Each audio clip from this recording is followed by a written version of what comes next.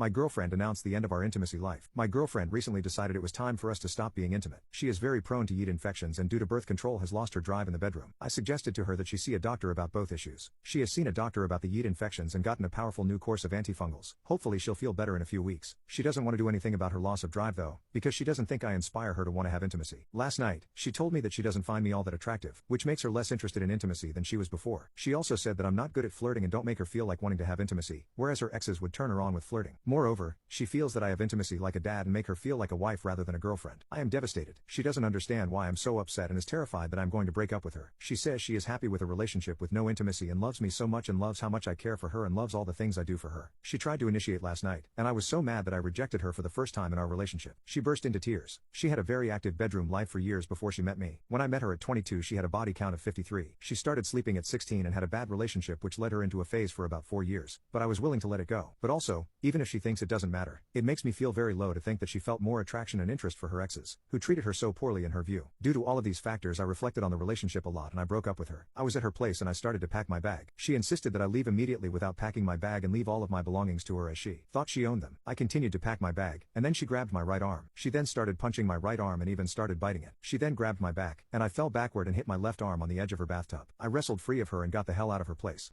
What do you think is wrong with today's relationships? People are too insecure to communicate clearly and confidently. People put too much value in external ideas of what their relationship should look/feel like instead of going off of their own feelings/intuition. 1. Too much choice. The grass is always greener. No incentive to work out problems. 2. Mythology of the one. Millions of people reject perfectly compatible individuals because there is one thing wrong with them and the stupid notion that chemistry will exist ad infinitum. 3. No incentives to stay together, many incentives to divorce. People expect a perfect issue-free relationship and any bit of fighting, disagreement, or other conflict is reason to end it. There will be fighting, there will be disagreement. But learn to work through it, and really stop and listen to your partner, hear their reasoning for their viewpoints. It's usually partner versus partner, not partners versus problem. Who is that one stranger that you never forgot? When I was 15 years old, I ran away from home because I was pissed off at my parents for a reason I can't remember. I didn't have much money, so I decided to hop onto the SkyTrain, public transport train in British Columbia, and ride it as far as it would go. I reached the end of the line in less than an hour, and decided I wanted to ride it all the way back again, while trying to formulate some kind of plan of how I wanted to live the rest of my life without my parents or anyone. At the last stop, or the first stop depending on your perspective of it, a girl came on and sat in the row right behind me. I didn't pay much attention to her at first, as I was busy writing my life plan on a napkin. It was a few minutes later that she got up and came sat next to me, curious as to what I was writing. I told her the story, and after a few laughs, we began talking about everything and anything. Her name was Amanda, 17 years old, and absolutely wonderful. She told me she was getting off at the last stop, which was also the first stop, depending on how you look at it. It was also the stop I had gotten on originally, and I told her we would ride to it together. The train ride took less than an hour, and what a wonderful hour indeed. When the last stop did come, we both knew we probably wouldn't see each other ever again. This was before the days of cell phones, and I was a shy little kid afraid to make moves. As we got to the end of the sidewalk which split in two different directions, she went right and I went left. Before saying goodbye, she turned to me and asked me a question that has become a wonderful part of my life. She asked me, "Tell me something you have done, or want to do, that you think I should do." It can be anything, as challenging as you want it to be, or as easy. As long as you give me the rest of my life to complete it, I promise I will do it. I was confused as to why, but I thought about it, and told her, "Sing an a cappella song in a room full of strangers." She said perfect and asked me if I would like a challenge as well. I told her I did, and she told me, "Read, from start to finish, Ulysses by James Joyce." I had never heard of it at the time, but I agreed, and we said our goodbyes. I have an awful memory, and can't remember most conversations I have with most people, but I remember all of that clearly. You know why? Because of the challenge she gave me. In the 12 years that have passed since, I have tried to read that book in over 150 different sittings. Every time I open my copy of the 780-page monster of a book, I always think of her, and I always think of that day. I've never been sure if it was her intent or not, but she left her lasting memory on me with that challenge. I soon after learned what she did was a completely wonderful and amazing thing for me, so I decided to keep it going. I've met a lot of strangers in my life, some that have become friends, and some, due to living in different time zones and whatnot, didn't. I don't want to just have experiences and then let them go. I want to remember these meetings, and embrace the fact that they happened. So whenever I leave someone who has left an amazing impact of my life, I always make sure to add them to my Ulysses bucket list. I ask them to give me a challenge, as difficult or as easy as they want it to be, and regardless of the fact that they have done it or not, simply something their heart has wanted to do. Some have been easy and fun. I met a man in India 9 years ago who told me to, for a week or a month, cook and buy twice as much food as I intend on eating, and give the other half to a stranger in need. I completed that mission 8 years ago, and thought about that man and the time we had all the way through. I met a girl on a cruise 6 years ago, who told me to jump into a body of water on a slightly cold day, without touching or feeling the temperature of the water first. I did that the very same year. I met a couple at an outdoor music festival a few years ago that told me to wear the most bizarre outfit imaginable and walk through a public place, completely oblivious to the fact that you aren't looking normal. I did that task the very next day, at the same festival. Some have been difficult, to say the least. 3 guys I met in Amsterdam and smoked all night with, told me to go to a mall and give 10 strangers 10 presents. That one took a lot of courage, but I did it a year or so after I met them. It was nerve-wracking, but at the same time exhilarating leaving my comfort zone. A girl I met on a plane told me to skydive. I'm still in the process of getting that done. A couple I met in Cali on the beach told me to tell the 5 people I hated the most, that I love them and respect them. That one was very difficult because of my stubbornness, but I've come close to completing that list many times.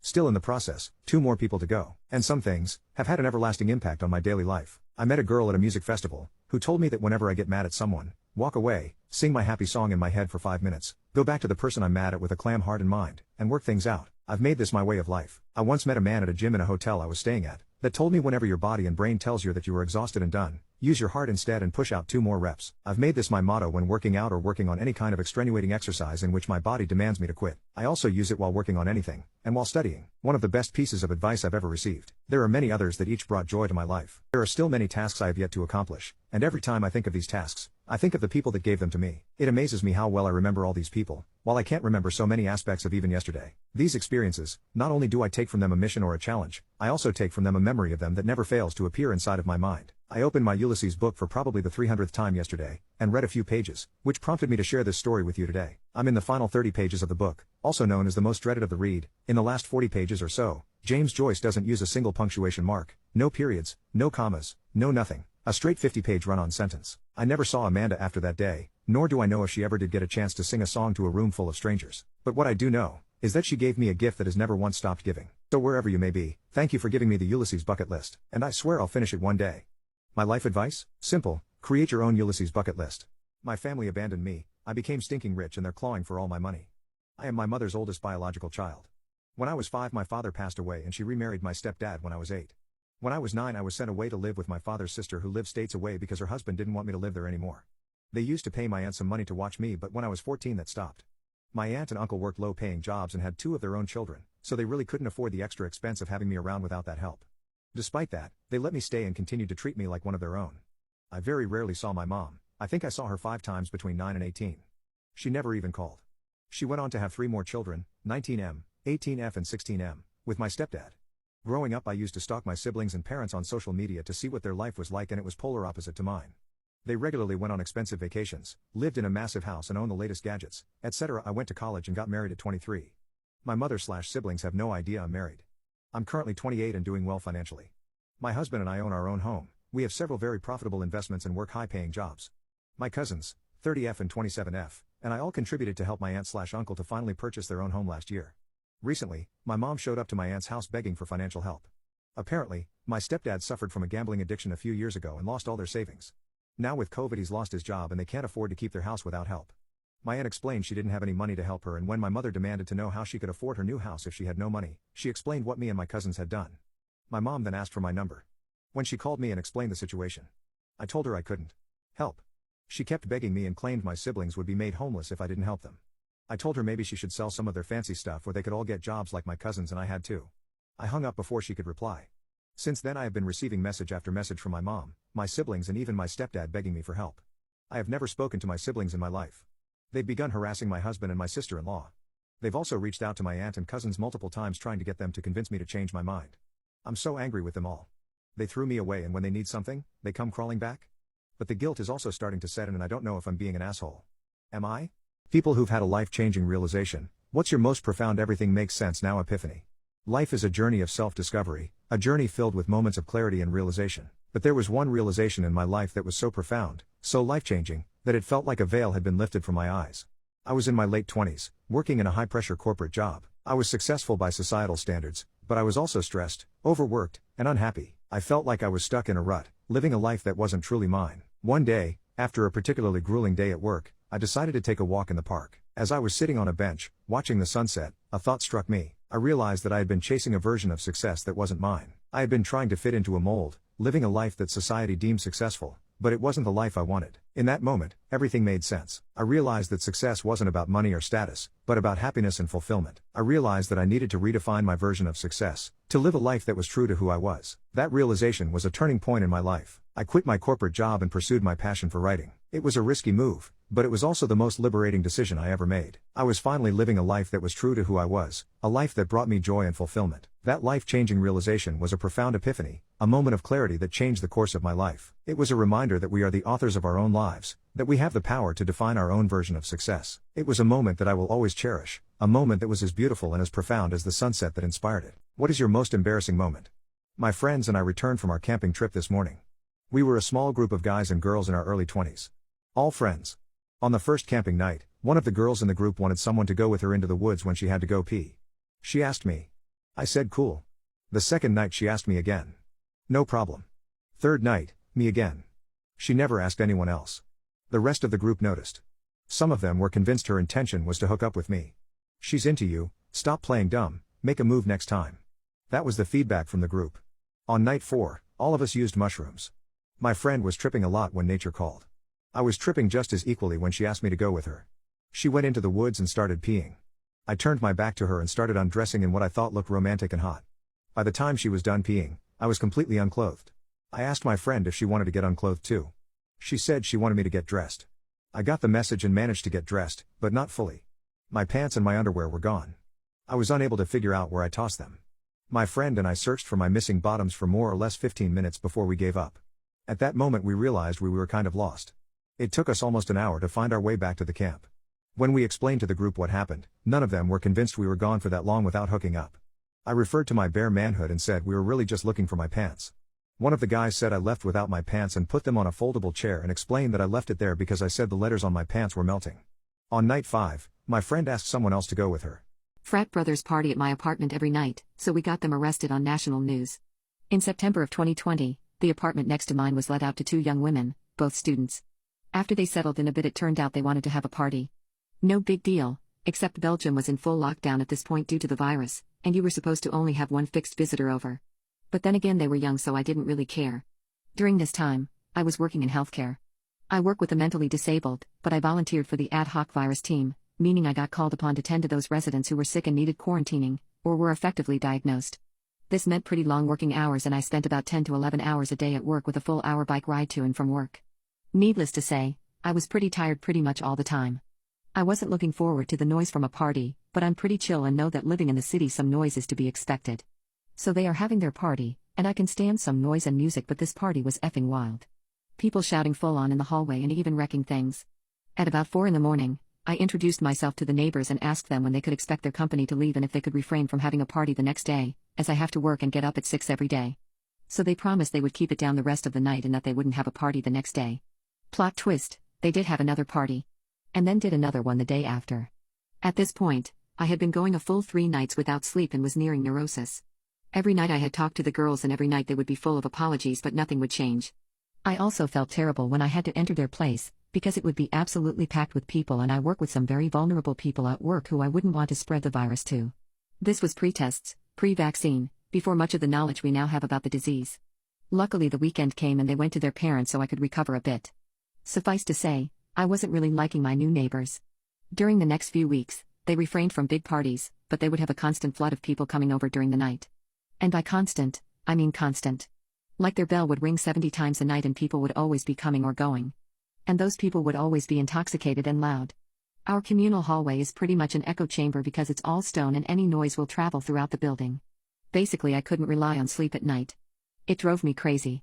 I could only sleep Friday through Sunday, because then they would go off to their parents or whatever. I couldn't grasp how they could know this many people that would always be coming and going. One night, while knocking on their door to complain about the noise, I encountered my upstairs neighbor and decided that we would have to join forces to get this to stop. My neighbor told me some important bit of information. The reason there were people coming and going all the time was because they used their apartment as a makeshift bar and hangout. During this time, bars were closed due to the virus and all those students were using the big apartment to hang out. Moreover, across the street was another frat house with 5 boys living there and that too was a secret hangout. So people would hang out at those 2 places and cross the street if they wanted a different atmosphere or wanted to see their other friends. And the boys from across the street would also come over 15 times a night. Most visitors seemed to be law students or affiliated with them. Basically, our communal hallway was just a part of their cafe space now. So we tried talking to the girls. Then we started to talk to the visitors. None of them had any sympathy for us when we were asking them to be quiet at 4 in the morning. Most of them just laughed at us, as we were the pesky neighbors, no doubt. Even more of them were just so wasted that they didn't know what they were doing. So we started calling the police dozens of times. Most of the time, they weren't let in and the police told us they couldn't do anything. We kept calling as we wanted a record of our calls in the system. Belgium was still in full lockdown at this point and what they were doing was full on illegal. Even so, the police told us their hands were tied if they wouldn't open the door.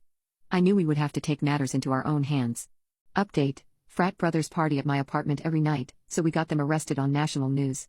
When the police couldn't help, I turned to the next best thing. I'm a social worker and so I have no problems looking up information and calling around to look for help. Most places were understanding but couldn't really do much. So I acted on the suggestion of the upstairs neighbor and contacted one of the girls' deans. I sent him a nice email about being sorry to have bothered him and taking up his time, but I had this big group of students from his faculty ganging up every night and maybe he wanted to know about it since they were breaking every possible lockdown rule that existed at that time. Especially since me and my neighbor were about to go to the papers with this story as secret lockdown parties were becoming a thing in the papers at this point. This dean called me back right away and we had a nice talk about our problems. He told me he was on it. So basically what he did was call the law student girl and her parents. Big drama ensued and we finally got to sit down with the girls and they finally sounded like they were sorry. We learned that the police had actually been inside a few times and they were issued tickets for having secret parties. Those were €300 each a pop, so we have no idea why they didn't just stop. We learned they were not happy because the dean had called them up at 11 o'clock and they were still asleep. To which I said, well, there's your problem. You are still asleep at 11 o'clock. I'm up at 6 every day and you girls haven't been a bit understanding about that. So we got to feel a bit like we got our revenge and we got to vent, but we kept it kinda nice and parted on good terms, hoping that this would be it and we could live together as nice neighbors. But if that were the case, I wouldn't be here, right? You'd think they would have gotten the point now, and would refrain from making noise and partying. Well, you'd be wrong. Basically what they did was they moved to the frat house across the street and started partying there. There were slightly less people running to and fro, but the noise was still a problem and we were now in the middle of the second COVID wave and these people were meeting up with big groups like crazy, while I hadn't seen a soul in almost a year. Never mind the people at my work, who were forbidden from even going to their own family. The whole thing was just ridiculous. My upstairs neighbor happened to film such a party across the street and had sent the clip to me. We were thinking about going to the press with our story but weren't really sure if it would be a good idea. So I posted the clip of the party on the subreddit of our country to test the waters. It got quite some comments and upvotes and it seemed most people were also sick of people disregarding the rules and having secret parties. After some talks with the upstairs neighbor, we decided to contact the press and simultaneously go up a step in the university hierarchy and contact the vice rector that had the power to start up a disciplinary case against the students. Things moved fast. Local news actually picked up our story from Reddit and contacted me so we gave some background info. They confirmed with the police that cops had been to our address dozens of times and across the street and weren't let in most of the time. We mentioned that the university was involved and that we hoped they would finally intervene. The next day, the piece was on their website. It went viral there and got promoted to the sites of most national newspapers. Its headline was sensational enough, mentioning the dozens of times police had shown up and also mentioning how healthcare workers were being kept up by selfish students. At the same time, the vice rector contacted us to take our statements and informed us they would investigate and could possibly start disciplinary actions. At the same time, more reporters were contacting me throughout the day and we made sure to mention that to her and link the university to the printed articles. The next day, while at work, I got a message from the upstairs neighbor that a film crew from the national news was watching at our doorstep. He declined to talk to them but they made a segment anyway. And sure enough, that night at 7, here was my street and a short section about cops standing in front of a closed door a dozen times and the local press cop talking about the troubles of closed doors. The best part about it was that a student from the offending frat house across the street had let the film crew in, and said on camera exactly what we were accusing them of towards the university, that they had been having parties and didn't let the cops in and that they had done it multiple times. No idea what made him think that was a good idea. The press died down some time later and the disciplinary action from the university went through. Before the hearing, we sat down with the girls from our block and cleared some things up. We wanted to live like normal people together and we tried to make some amends. Because we put in a good word for them, they got the lighter end of the stick, 40 hours of community service and some probation. The guys across the street got 80 hours each, and each had to write us a letter of apology, which I thoroughly enjoyed reading every time I got one. Sad part is, most of them sounded just like dumb young kids, but that was after getting called out on the news and being part of a disciplinary action. But we never wanted to escalate things this far. Some noise is to be expected when living in the same building and we were never going to go to these extremes for some expected noises. But these people went to the extremes and so we were forced to do the same. What makes you certain that aliens exist? My grandfather is a very serious man. I am 22 years old, and in my entire life, I have never seen him make a joke or tell a lie. He served in World War II and I don't think he came back perfectly intact. He tells my siblings and I stories all the time about his life, his family, his work. And there is one story he tells all the time about the day he met an alien. He was about 40, coming home from work when he stumbled across a tall figure in a large winter coat standing on the sidewalk. As he passed, the figure turned toward him and made eye contact. According to my grandfather, he was completely hairless, his eyes were way too far apart, he had no nose, and his mouth was split vertically rather than horizontally. It took a moment of walking for my grandpa to comprehend the image he just saw, and when he did, he whipped around to look back at the figure. The figure saw my grandfather look and turned away and ran upwards of 30 miles away in the opposite direction. My grandpa is convinced that he was not of this world. Parents have read it. What is the best weird flex but okay moment you've seen from your child? When my son was about 2.5, we thought it would be a good idea to start potty training him. We sat him down, talked to him, explaining to him when he pees poops in the potty he can a reward. He was less than thrilled. It was pretty clear he was not interested. We start the process of putting him on the potty every morning at regular intervals, etc. After 2 days he hasn't done anything on the potty. With the added bonus of not having any bowel movements at all, and this kid was regular. After 4 days we begin to panic. Prune juice, oatmeal, apple juice, anything to get him to poop. At day 5 we are at the doctor's who tells us to use suppositories. You guys. We gave him suppositories for 3 nights. Still nothing.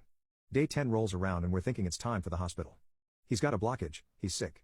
Something is seriously wrong here. Take him to the doctor one last time before the hospital. This time we see a different doctor who looks at us and asks if we are potty training him. We shake our heads yes, wondering why it matters since he hasn't even pooped for 10 days. He barely needs a diaper, let alone a potty. He kind of smiles and says, well, stop. He told us that he thought that the potty training was causing him to hold his bowel movements and that when he was ready to be potty trained he would let us know. Skeptical but willing to give it a shot instead of the hospital, we went back home. We made a big show of putting the potty chair up and told him that if he pooped he could have any toy in Target. We were desperate and no more potty training. He took the biggest hoop of his little life and we took our weary but relieved asses to Target to buy him his dream toy, a Hot Wheels car wash. Best $29.99 we ever spent. He wakes up, says I want to go potty like daddy, and has been potty trained ever since. My suicidal husband made me choose between letting him have a girlfriend or divorce. I kicked him out of our bedroom and filed for divorce 1 week later. We got a not-so-classic shotgun wedding to give ourselves better chances of receiving custody of his half-sister when their mom suddenly passed away. Despite only being 20 and 21 years old, we did receive full legal custody over her absent father.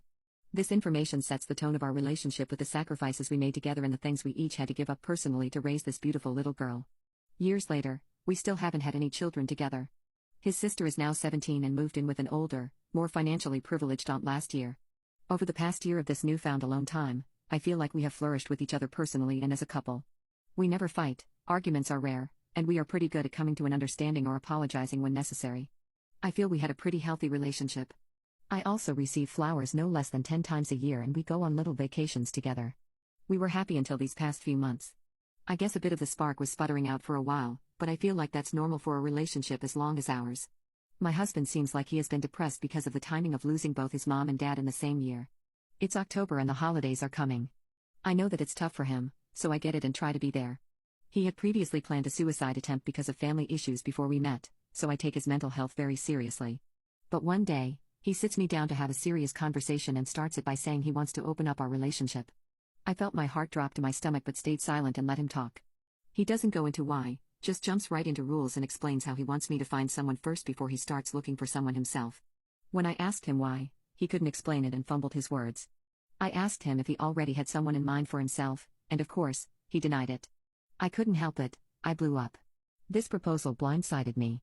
I slept on the couch after my outburst, and he didn't even try to come after me to explain anything, which kind of made me feel worse. I had never felt so unwanted in my life than in that moment. I have never given the impression that I was the kind of girl to be open to that kind of relationship.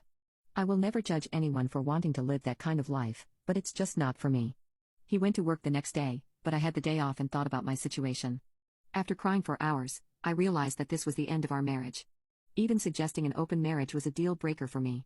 While he was still at work, I moved all his stuff out of our bedroom into his sister's old room. Technically, a spare room now. When he came home from work, he insisted that we discuss his proposal. After talking through more of why he wants this, I've come to realize several things. He is way kinkier than he lets on and is disappointed with our bedroom life. He knows I'm not on the same level and doesn't want to push me past my boundaries to try things he knows I won't like. When I asked how he knows I won't like to try these new things, he explained they are an escalation of things he already knows I'm not down for but won't go into specifics. He also is unhappy with how infrequently we have intimacy but has never really put an effort to change anything regarding it. Just complained over and over and expected me just to be ready to do the deed any minute of the day. And because we got married so young, there are a lot of things neither of us got to experience or try, mostly sexually. He is mourning the loss of his young 20s and never getting to sleep around to explore his kinks. Part of the rules he explained was that we wouldn't technically be sleeping around with whoever we wanted. He called it an open marriage but described it more as polyamory, where we would each have a boyfriend or girlfriend of our own with whom we go on dates and do things together. Someone we were each allowed to love and be with sexually. An emotional connection was pivotal for him, which broke my heart to pieces. During our talk, I told him I would never be able to look at him the same. I would never be enough for him, and he was basically trying to get a pass for guilt-free cheating in my eyes. I told him it sounded like he wanted to be with someone else without ever leaving the comfort of his marriage, knowing he could date around and not worry if those relationships would fail because he could just come home to me. He tried denying these things, saying he wanted to explore himself sexually but didn't want to lose me in the process.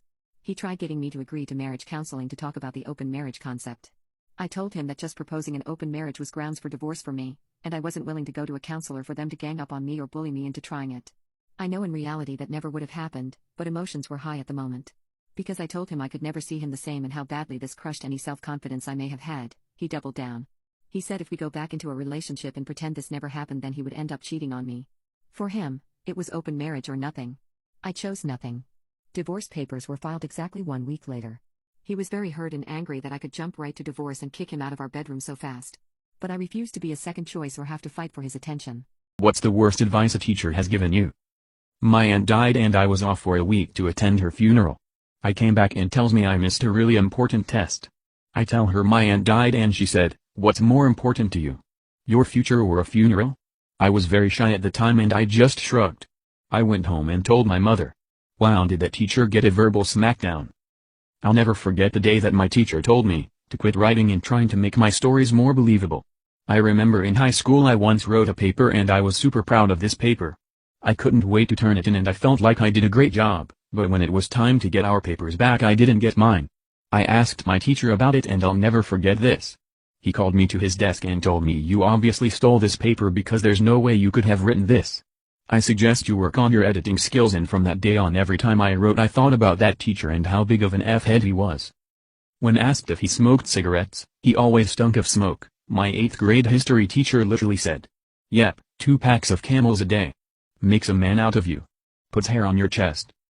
My high school history teacher once said if someone asks a question, and you don't know the answer, just make it up.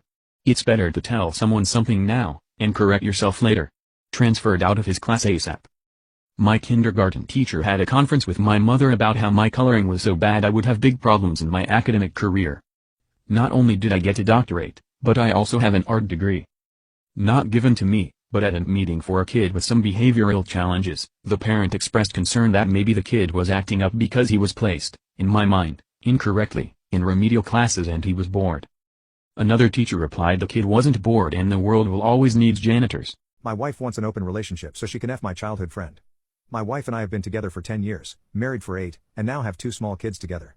She is the love of my life and I could not imagine myself with anyone else. About 3 years into our marriage she started to show attraction to Asian characters in the shows and movies we watched together on our weekly movie nights. At first I brushed it off as a joke, but I realized she was serious about a month ago when we started watching Chicago Med. She joked often of wanting one of the characters, Dr. Choi, to be her doctor so he could feel her up. I laughed along, until she insisted we stop watching when Dr. Choi got into a relationship with another doctor. Thinking about it now, throughout our entire relationship Asian men caught her attention.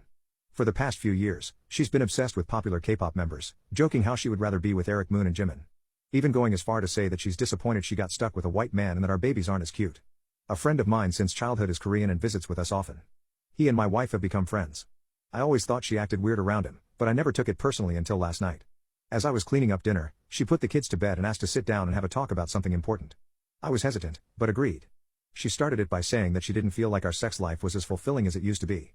I was taken aback and asked what I could do to bring her more fulfillment. She suggested we bring in a third person into our sex life. I instantly knew she had someone in mind despite her denying it. After an hour of talking in circles she revealed she had been having sexual thoughts and urges regarding my childhood friend and she suggested I watch. I was stunned and told her I didn't want to discuss this anymore and slept in the living room. She took the kids to school this morning and went to help her sister pack as she is moving soon. We haven't spoken since last night and I don't know what to do. I'm sitting in my car outside my office writing this. I don't want to go home and see her knowing what she's thinking about. I think I want a divorce as she's clearly no longer the woman I fell in love with and I suspect she has already acted upon her urges with him. Is that too big of a jump over a sexual fantasy? Am I tripping or is this weird behavior? Okay, so I'm just curious, BC, maybe I'm irritable or maybe it's just thinking weird. Little background: I've been with my partner M for 6 going on 7 years, and throughout the first year or two of our relationship he's has a good couple to many instances of instigating my urge to be violent with another female, as well as flat out suggesting I fight females I had no interest in even being around. From personal situations to randoms and what ifs. After a while it got to be very irritating and I felt as if getting a rise out of my extreme emotions was entertaining for him or something. I voiced this to him and asked/demanded he stop. Well, I'm out of town and he was going to pick up some food from a place we regularly frequent, and this word for word is what was said: alrighty. I'm about to call if a female picks up and I tell you about it, you gonna kick some ass for me when you come back? I tried to brush it off, but I ended up lashing out about it because I'm not interested in the extreme emotions I get shamed or looked down on for being entertainment or some weird ego boost. This was met with reflection of almost everything I said back onto me, as well as the defense statement of I was trying to make a joke but clearly you took it sideways, so the blame is on you for being like this. I can't possibly see what's funny about this, but his mother is known to make jokes as well that I've made very clear bothers me regardless of how you try to play it off as a joke. This is important because I've made it very clear on multiple occasions this bothers me and doesn't excuse what I perceived as disrespectful. Being as I've already talked to him about this behavior, I found it to be quite irritating matched with his responses. It's giving ick and gaslighting. So am I an unreasonable, unhumored or is this weird behavior? Peace. I've had a friend who shared very similar experiences. It bothers her as well. Does anyone have an explanation for why some men do this? My best friend betrayed me, lied to me, and slept with my wife. I met my wife Sue in college. We hit it off as soon as we went on our first date and were spewing I love you within weeks of us dating. When her dad passed away in her senior year of college, I was there for her through the whole ordeal. Her father had pancreatic cancer. And when he was hospitalized, I'd spend nights at the hospital with her so she wouldn't be alone. I knew I was going to marry this girl, and sure enough, I popped the question about 2 years after we graduated. My best friend Dave and I had what I could only describe as an unbreakable brotherly bond, or so I thought. We had known each other since 3rd grade, and he was the brother I never had. He was also married, and moved away with his wife because she had landed a lucrative job at a big law firm. About a year ago, his wife died in a car crash, and this broke him. He moved back to our hometown after, but he was never the same. I tried to be there for him, but he wouldn't engage with anyone. No one understood the pain he was going through. So I asked my wife if she could talk to him, seeing as she had also lost a loved one and that maybe Dave could relate better with someone who went through something similar. We'd pay him visits daily. She would spend hours on end at his place even without me there. They were going on hikes together, watching movies and not inviting me, grabbing lunch, all things couples do. Now obviously this was far more interaction than I had intended for them to have, and it did make me uncomfortable, but Dave was doing much better from it. It's important to say that Dave and Sue never liked each other before all this happened. This is because Sue always thought he was a jerk. Before he married his wife, Dave was bouncing from relationship to relationship, and even after he got with his wife, he constantly cheated on her. As a result, Sue had a particular dislike for him and always questioned how I could be friends with someone with such low morals. This disdain for Dave is also what made me oblivious to what was to come. As I mentioned, Sue and Dave became inseparable, to the point where she would invite him to things I had planned for us as a couple. Moreover, she started portraying characteristics of what I now know to be classic cheater behavior, always on her phone, becoming increasingly distant, little to no intimacy, and coming home very late. At this point it was all too suspicious, and one day she was texting and I asked who she was talking to. She said it was one of her girlfriends, and when I asked to see what they were saying she became very irritated and called me possessive. When I talked to Dave about how uncomfortable their friendship was making me, he assured me nothing was up and even accused me of not trusting him and my own wife. I was getting gaslit. This continued until one day Sue went out again. She said she was going to her sister's for the weekend because she needed some space from me because I was driving her crazy with my accusations. I was still very suspicious and called her sister to confirm if she was indeed expecting Sue to visit. She confirmed that she was, but that Sue had not yet arrived. Mind you, she left around 3 p.m. and her sister's place is about 4 hours away from where we live. It was now 10 p.m. Something in the back of my head told me to go to my friend's house, so I did. Sure enough, my wife's car is parked a couple of feet away from my friend's house. At this point it was clear as day as to what was going on, and I hate to admit it but I cried hard. After a few minutes I decided to go in and see if this is really what was happening. I went in through the back door, which I knew would be open. I quietly made my way in and I could hear my wife panting. I was shaking. When I made it to the door of his bedroom I could see through the creak. My wife, leaning on his nightstand. I'll never get that image out of my head. I pushed the door wide open and they both froze, staring at me. It took every ounce of my being not to slap the living hell out of Dave. I just walked away and got into my car. I could hear them scrambling and my wife started screaming at me to stop and that she could explain. I didn't want to look at her. I don't know what I would have done, so I just drove away. I cried the entire drive home and they were both spamming me with calls. I went to one of my college friends and have been here the past week or so. Someone help me please. My best friend betrayed me, lied to me, and slept with my wife. My wife sent me a huge email last night. I know you need space right now and I'm the last person you want to talk to, but I can't help myself. I feel like I'm going insane. I never meant for any of this to happen. You are the last person I wanted to hurt. And knowing the kind of pain and suffering I have caused you is a new kind of hell for me. It hurts me. My relationship with Christ started out innocent. I never meant for it to go as far as it did. I never had any intentions. I'm not going to lie to you and say this was the first time Dave and I had intimacy. We did it multiple times and I'm sure you knew. You're a smart man, it's one of the things I love about you. However, my relationship with Dave only turned physical a week before you found out. The rest of the time it was only emotional. We connected on a much deeper level than I thought and things escalated. I know you brought us together with good intentions. You are the most caring person I know and I can't even describe how sorry I am for doing this to you. I will never forget the look in your eyes when you saw us. I'll have to live with this for the rest of my life. I have feelings for Dave, that I won't deny. But those are not as strong as the ones for you. You are my love and my soulmate. I love you, baby. I know my actions say otherwise, but it's the truth. I don't know why I slept with Dave, maybe it was taboo and something exciting and new. It sounds mean but don't hate me for it. You can call me a vile and selfish person. I can only ask for forgiveness. You have every right to hate me and nobody can blame you for it. But I am sorry. I really am. There are so many things I want to say to you in person. Please come home. I don't know what to make of that. What do you guys make of it? I contacted a lawyer and met up with her yesterday. I gave her all the details and she seems to be very motivated to help me come out of this as financially whole as possible, given the circumstances. I still love my wife dearly, but I don't know if this is something I can get over. I received lots of messages from Dave too, saying he is sorry. I often switch from sorrow to rage and don't know how to feel right now. Should I try to see if reconciliation is possible or should I just end this marriage now and save myself more heartbreak? My family knows everything. Apparently Sue confessed what she had done to everyone. I've been away from everyone for more than 2 weeks now and I still don't know what to do. The pain still feels fresh. Every time I close my eyes I can see nothing else but Sue and Dave together, and the pain doesn't seem to be lessening. Update 2, my best friend betrayed me, lied to me, and slept with my wife. I just found out that Dave's wife never died, he cheated on her and this time she never forgave him. He left town and told the sob story to gain pity and help. This broke me. He did everything, lied to his best friend about his wife's death, only to sleep with his best friend's wife. It took everything I had not to go over and hospitalize him. I actually found out from Sue. Sue has cut Dave off and he sent her a drunken message where he confessed everything. It was hard to take this news. I told Sue to give me space. When I looked back on the marriage, most of it was filled with little else but happy memories, which is why I was trying so hard to find a reason to stay. However, when I started thinking about her cheating, how she and Dave gaslit me and made me question my sanity, the only thing I felt was rage. The deeper I looked, the angrier I got. I will never forget how angry Sue would get when I questioned her on where she'd been when she came home late, or the disgusted look Dave gave me when I asked him, man to man, if there was anything going on between him and my wife. The cheating was bad enough, and even worse was that it was with my best friend. But the gaslighting. The effing gaslighting. I will never get over it. Fair enough, I was played like the fool I was, but it takes a special kind of person to lie so effortlessly and so well. I don't know how they were able to flip the switch like that. I don't know how Dave was able to lie about his own wife for so long. I remember one night when she came home late, about 2 days before I found out, she was telling me how much she loved me and how in the mood she was when she was driving home thinking about me. Now I'm almost certain she had come home from Dave's because she wasn't wearing any undies. She had intimacy with both of us back to back.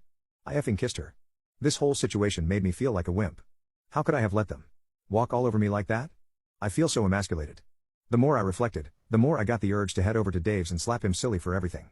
But I couldn't. There is no justice for me, not with our justice system. They get to torment me, assault me mentally, but if I retaliate, I'm the one who gets put in jail for who knows how long. I spoke with my lawyer about this and she urged me not to do anything stupid. Not only would I go to jail, but I would jeopardize my chances in the divorce proceedings. She suggested I see a therapist, but I don't want to. I don't see the need. I was still getting spammed with emails from Sue, and they were just making me angrier. She was still spewing the same nonsense as before, and how miserable her life would be without me. She even had the nerve to send me Bible verses on forgiveness. If I mattered that much, why do it? I started going to work again because I wanted to be busy. Being distracted has really helped me cope better, and I don't drink as much as I was at the beginning. One day while at work I received a letter from Sue. I wanted to just throw it away but decided to read it. In it, she talked about her individual counseling and how it helped her discover some underlying issues she was having with herself. The biggest of all being her low self-esteem. She explained that the discrepancy in our attractiveness made her very self-aware and that deep down she wanted to feel desired by someone other than me. According to her, her sister has always been much prettier than her and this contributed to her low self-esteem. She said that even though she knew I was attracted to her and that I made her feel beautiful, she sought validation from someone else. She apologized again and said it wasn't an excuse, but that she was simply looking for a way to make sure it never happens again if I should decide to give her another chance. She then proceeded to ask if we could try marriage counseling to work things out. I still didn't respond to anything she or her family sent me at this point. So I just ignored it. I started the divorce proceedings and the first order of business was splitting our finances, and unfortunately, I couldn't untangle myself from her without her consent. We each have separate accounts, as well as a joint savings account, and unfortunately, I can't take what I'm entitled to from it without her. Even though I make significantly more than she does, and have contributed the most of the money in that account, I'll probably have to split it with her 50-50. So I just proceeded with filing the divorce papers. She was served a few weeks ago, and then the crap show started. The very day she was served, she showed up at my apartment with the divorce petition in her hands. I don't know how she found out where I was. We just stared at each other for what felt like forever, and all the pain from that night came back. All the emotions I felt returned with renewed vigor. I almost teared up again, but I didn't. She looked like she had been crying and she rushed towards me and tried to give me a hug. I gently pushed her away, and this somehow made her hysterical. She started shouting, asking why I was giving up on us so easily, and if we could just talk it out. At this point, I figured I just wanted to get away from her.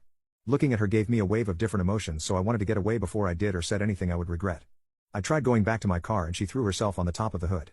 I asked her what she wanted, and she said she just wanted to talk things through, that we couldn't end our marriage in such a manner without at least clearing the air. I relented because she was clearly not taking no for an answer and was making a scene.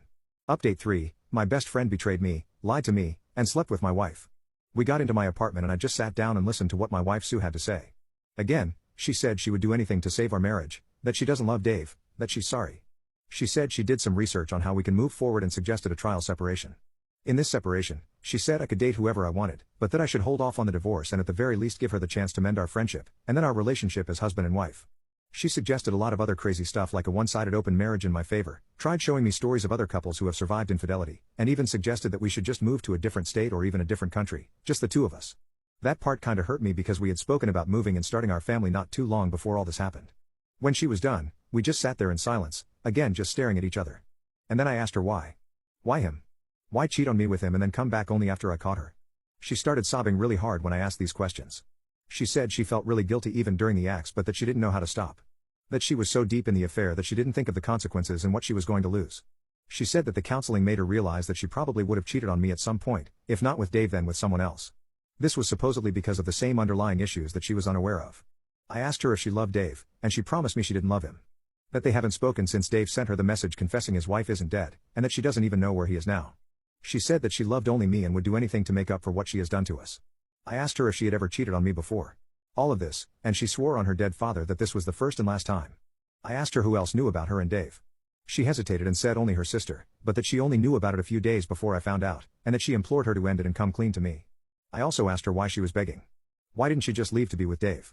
I asked her if she was only doing this because she felt like it was the right thing to do, and not because she actually wanted to be with me. She answered saying that she was doing it because she loves me and because she knows she made some horrible choices. We talked for a long time. A lot of crying on her end but not for me.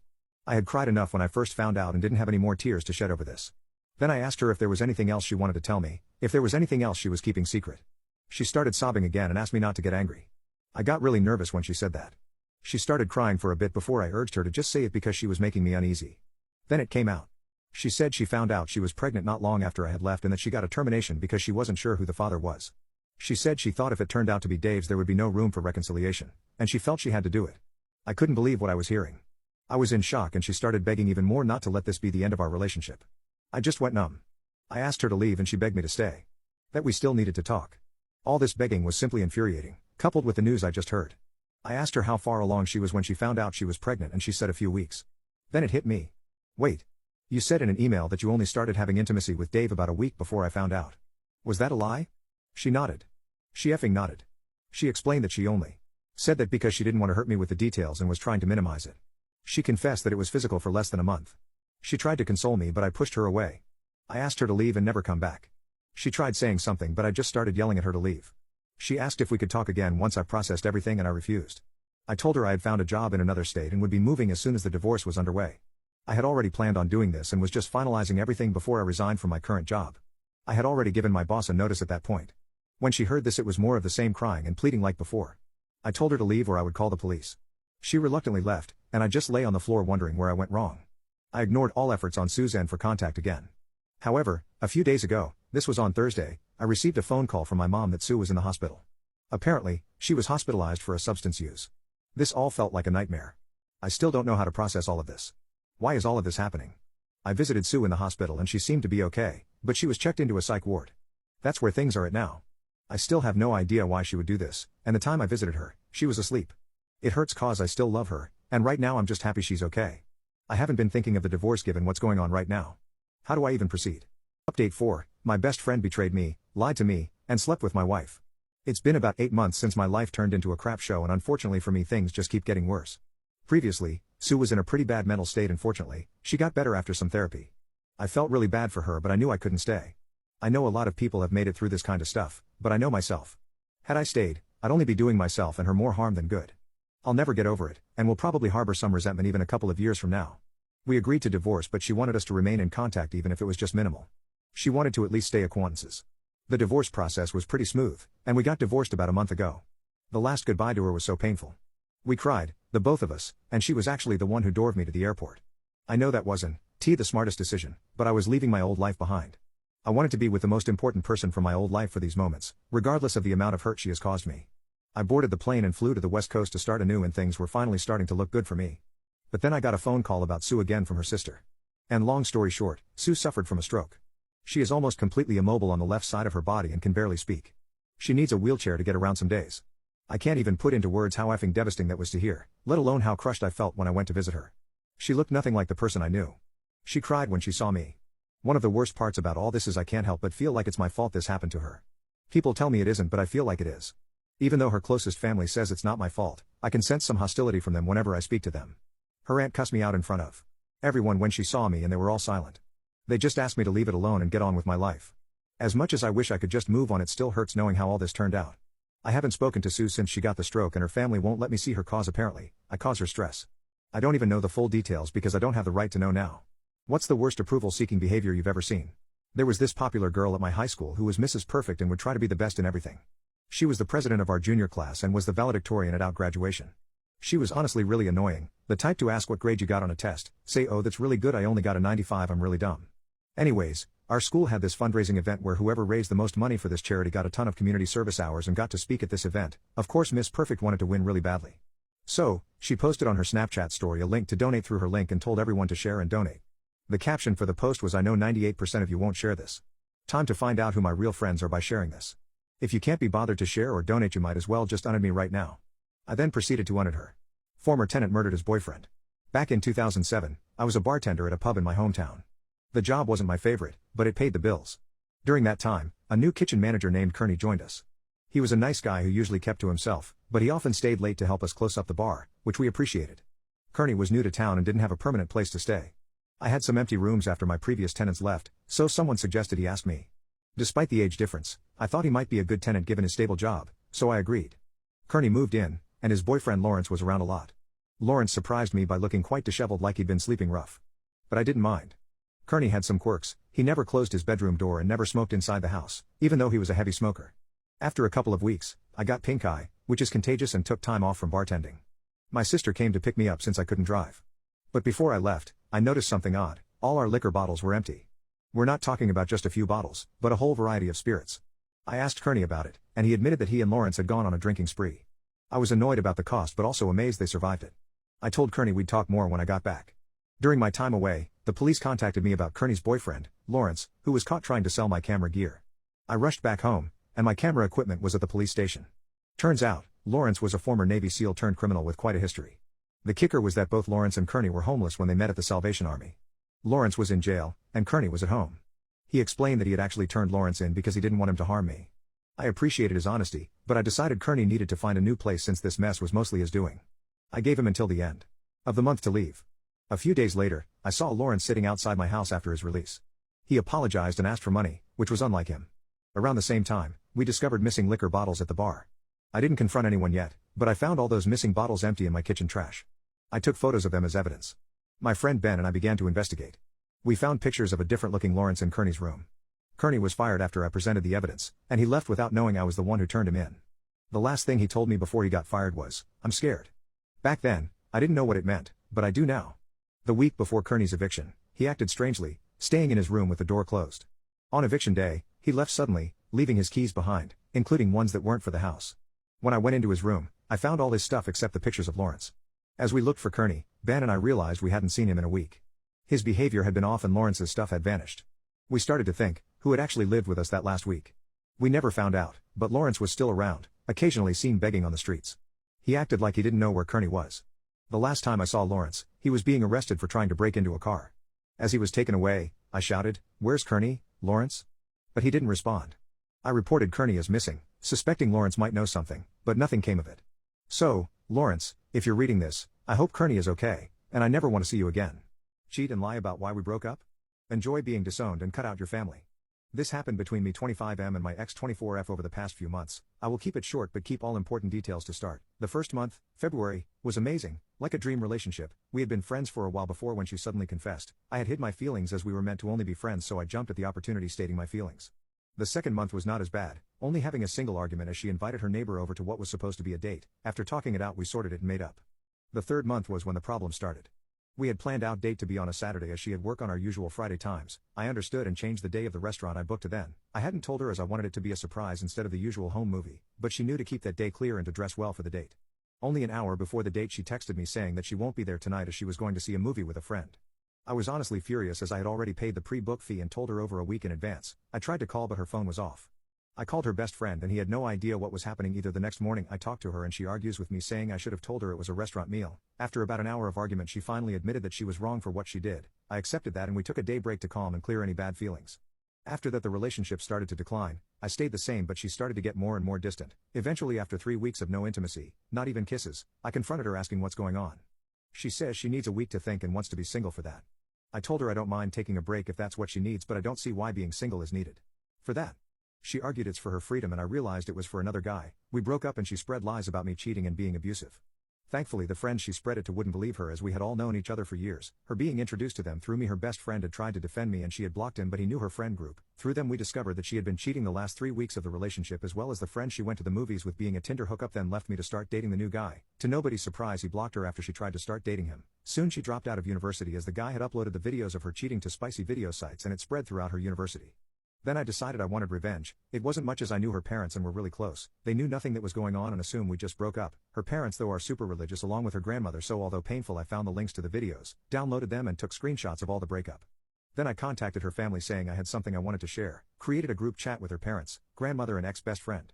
Then I unloaded all screenshots and videos, along with a text message explaining everything that's happened. There was no contact for about a week. Then her ex-best friend filled me in on the situation. She had lost her scholarship due to dropping out of university. Her grandmother after seeing the proof cut her from the will and disowned her, followed by her parents and her being evicted from the house as well as support cut off. She now is working a minimum wage job and sharing a home with friends.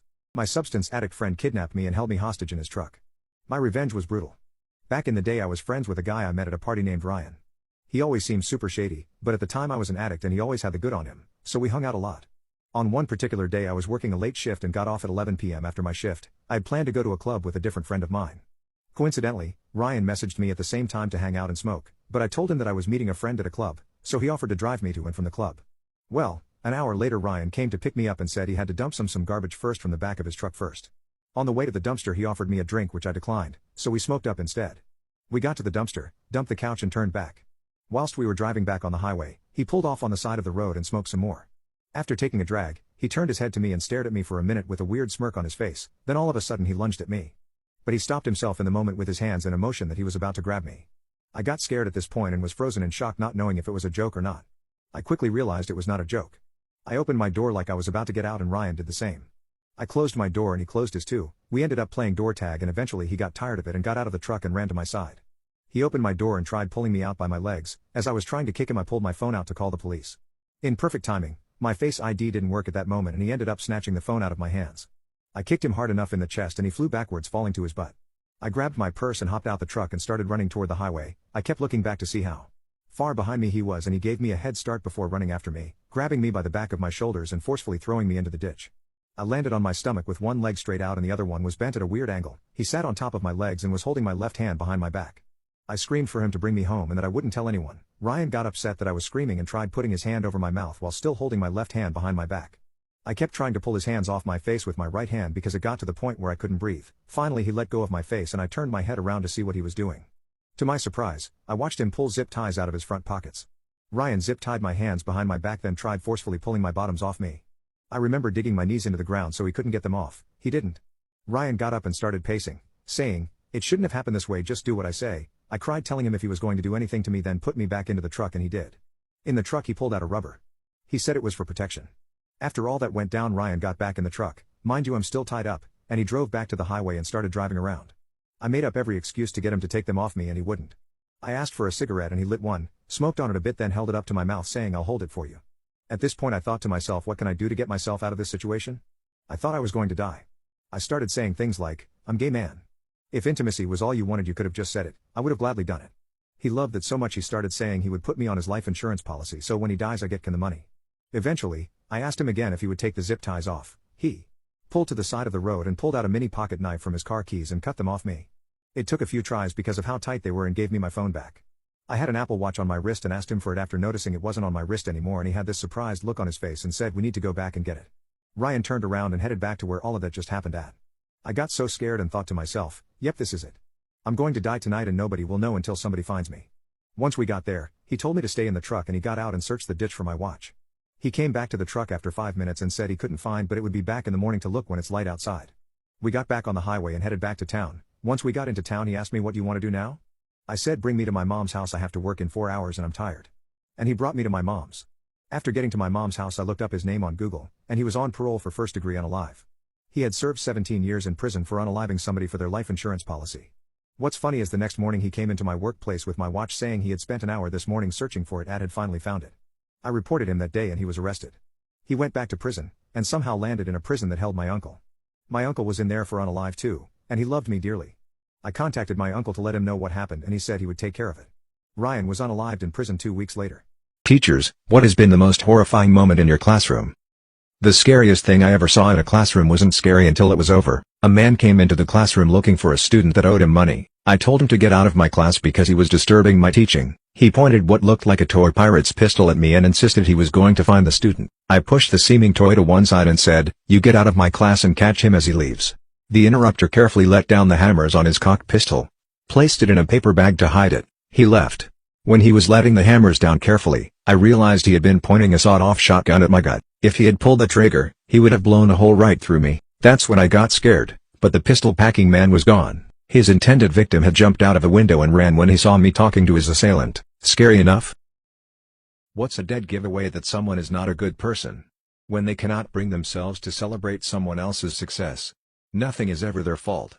They remember you are their friend only when they need something from you. Treating people well only if they can benefit from them in some way. If they treat you well, but treat random people like shit, they aren't good people. And they'll treat you like shit too if you ever stop being of use to them. My gay brother-in-law plans to frame me as homophobic because he thinks I'm not having intimacy with my husband. This man has known me since I started dating my husband a few years ago, so you can imagine that we shared a lot of moments and I consider him my family. But lately he's been treating me like I'm the new girlfriend who's been dating his brother for a week. I gave birth 10 weeks ago and I still feel tired, and every time I say that out loud when he's around he tells me I'm overreacting, that it's been 2 months and that I have to stop taking advantage of the situation to use my husband. My husband is the one who takes care of everything in our house. He does the laundry, cooks, cleans, and some nights he takes care of our daughter, but he does it because he wants to, because more than once I wanted to do those things and he told me that I should rest or things like that. The other day was my husband's birthday and I decided to bake a cake and prepare a special dinner to receive his family, and of course he had something to say about that. He started making fun of me, saying that it was time for me to get my butt off the couch to do something productive. And he doesn't say those things when my husband is around, he says them when we are alone, and I try to ignore him because I don't want problems, but I can't do that anymore. Yesterday he sent me an article about intimacy after giving birth and how many times husbands cheat on their wives because they are tired and don't want to do it, and said something like I should pay attention and not let my marriage be ruined by my laziness. And the truth is that my husband and I did the deed again a few days ago, but that's not something that I want to tell everyone, but he assumed that because I'm too tired to do certain things or because my husband decided to take care of me and do everything I don't satisfy him. I swear I can't stand him anymore. I don't know why he changed or why he suddenly treats me like trash, but I've had enough and I want to tell my husband, but I don't know how. I know I sound like a fool for not knowing how to communicate with my husband, but in the past this man has had problems with my other brother-in-law's wife because he accused her of being homophobic, and since then everyone took his side and hated her since then, and I don't want that.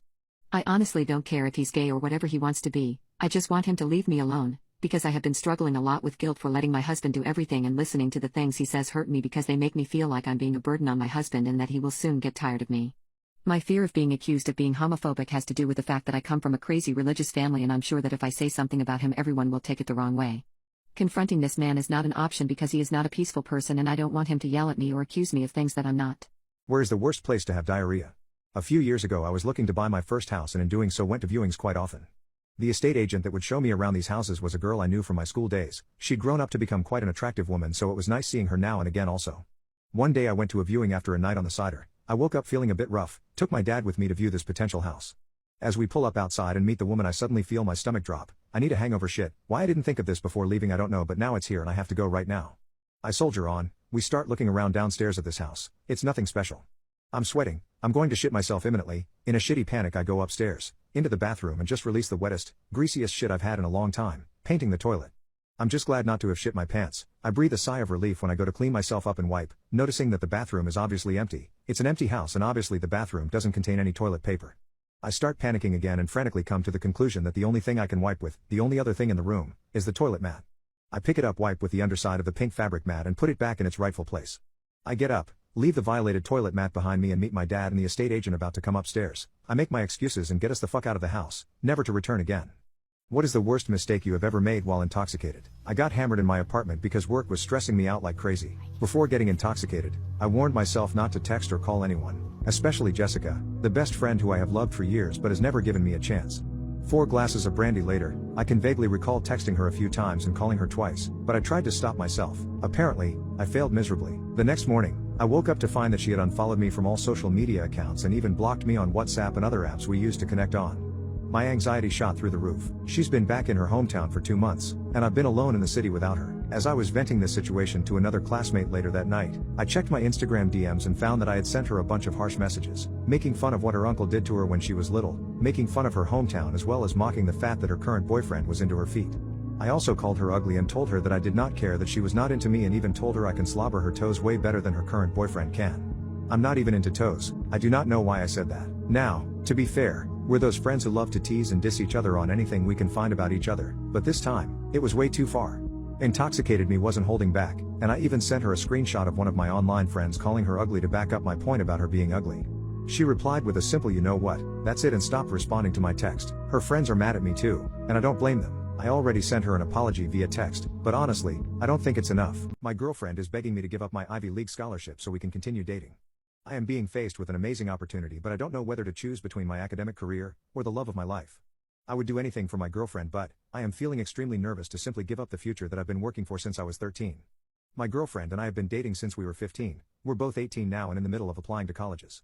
Ever since I was 13 I knew I wanted to be a scientist since it was my favorite subject. Ever since then I've worked tirelessly in all my science classes and done any type of scientific extracurricular that public school had to offer.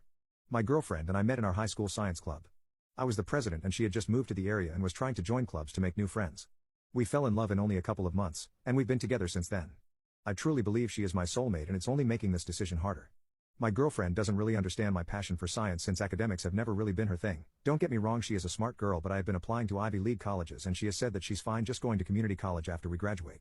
She pretended to be supportive of me, but now I see that she never really wanted me to get accepted into the colleges that I wanted, since they're all far away. Either way, last week I received my acceptance letter in the mail from my top college, Princeton.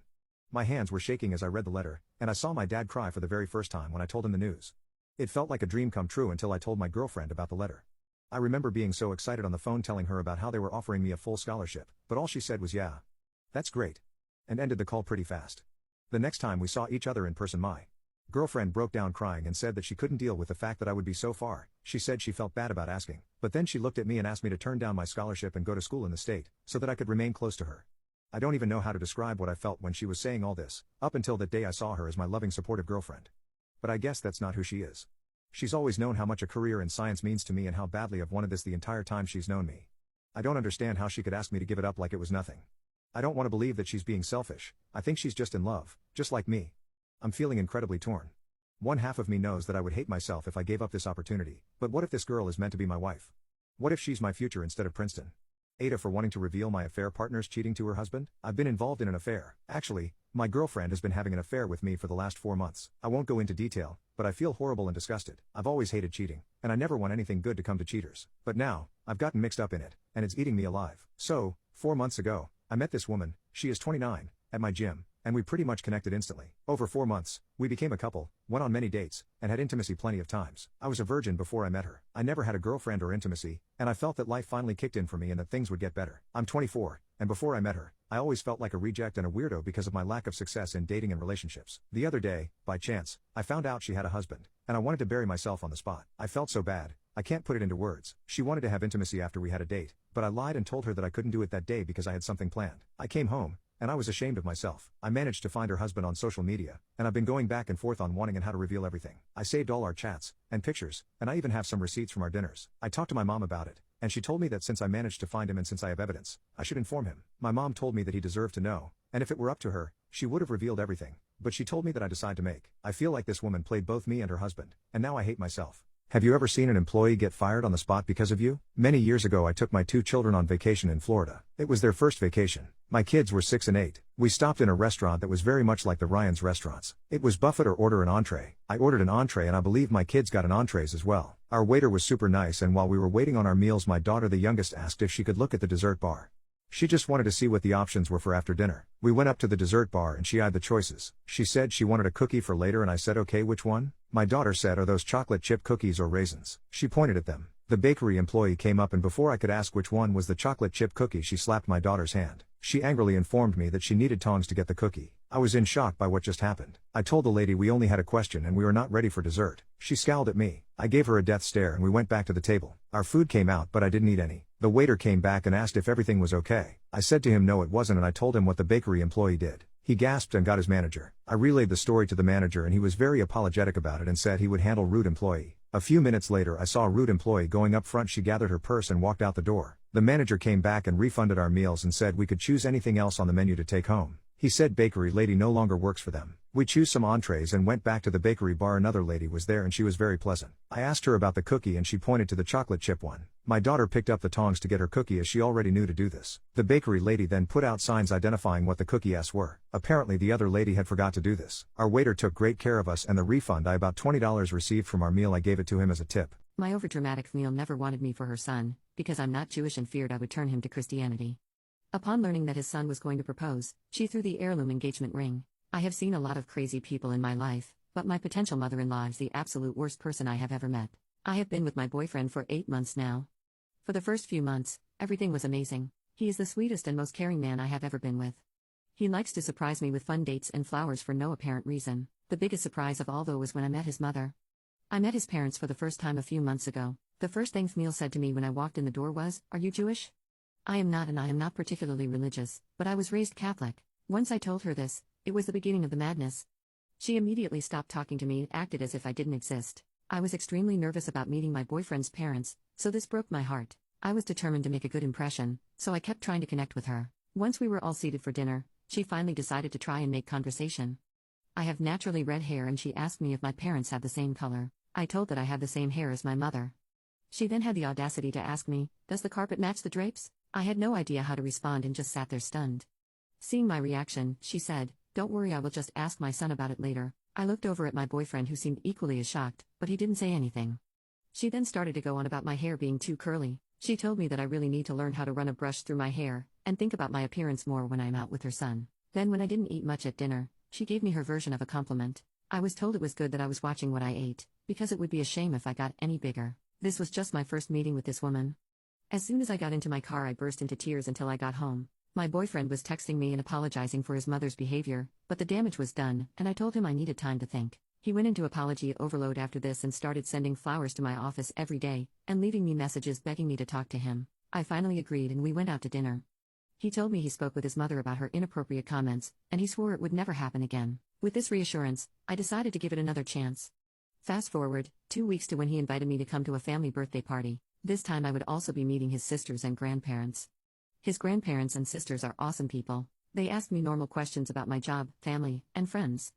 His mother seemed to be avoiding me throughout the evening and honestly, I was okay with that. I went to grab something from my purse and noticed that it was not where I left it. I looked everywhere but I could not find it. I went and asked my boyfriend and he began to help me look. He then got a strange look on his face and he quickly went upstairs. I could then hear a lot of yelling begin upstairs. He came back down holding my purse after a few minutes, and told me that we were leaving. Once we got in the car, I asked him what was going on. Apparently, his mother had taken my purse so that she could see my driver's license. She intended to try and run a background check on me. He told me she had told him this earlier, but honestly had thought she was joking. I thought that it was best if I avoided any of his family functions for the time being. This worked out great for a while, and he went to any of his family parties alone. He would ask me each time before leaving if I was sure that I didn't want to go, but I always declined. Last week his family had their family reunion and he asked me to please come with him. I was very reluctant, but considering there would be so many people present, I didn't think she would pull anything. When we got there, everything was going great.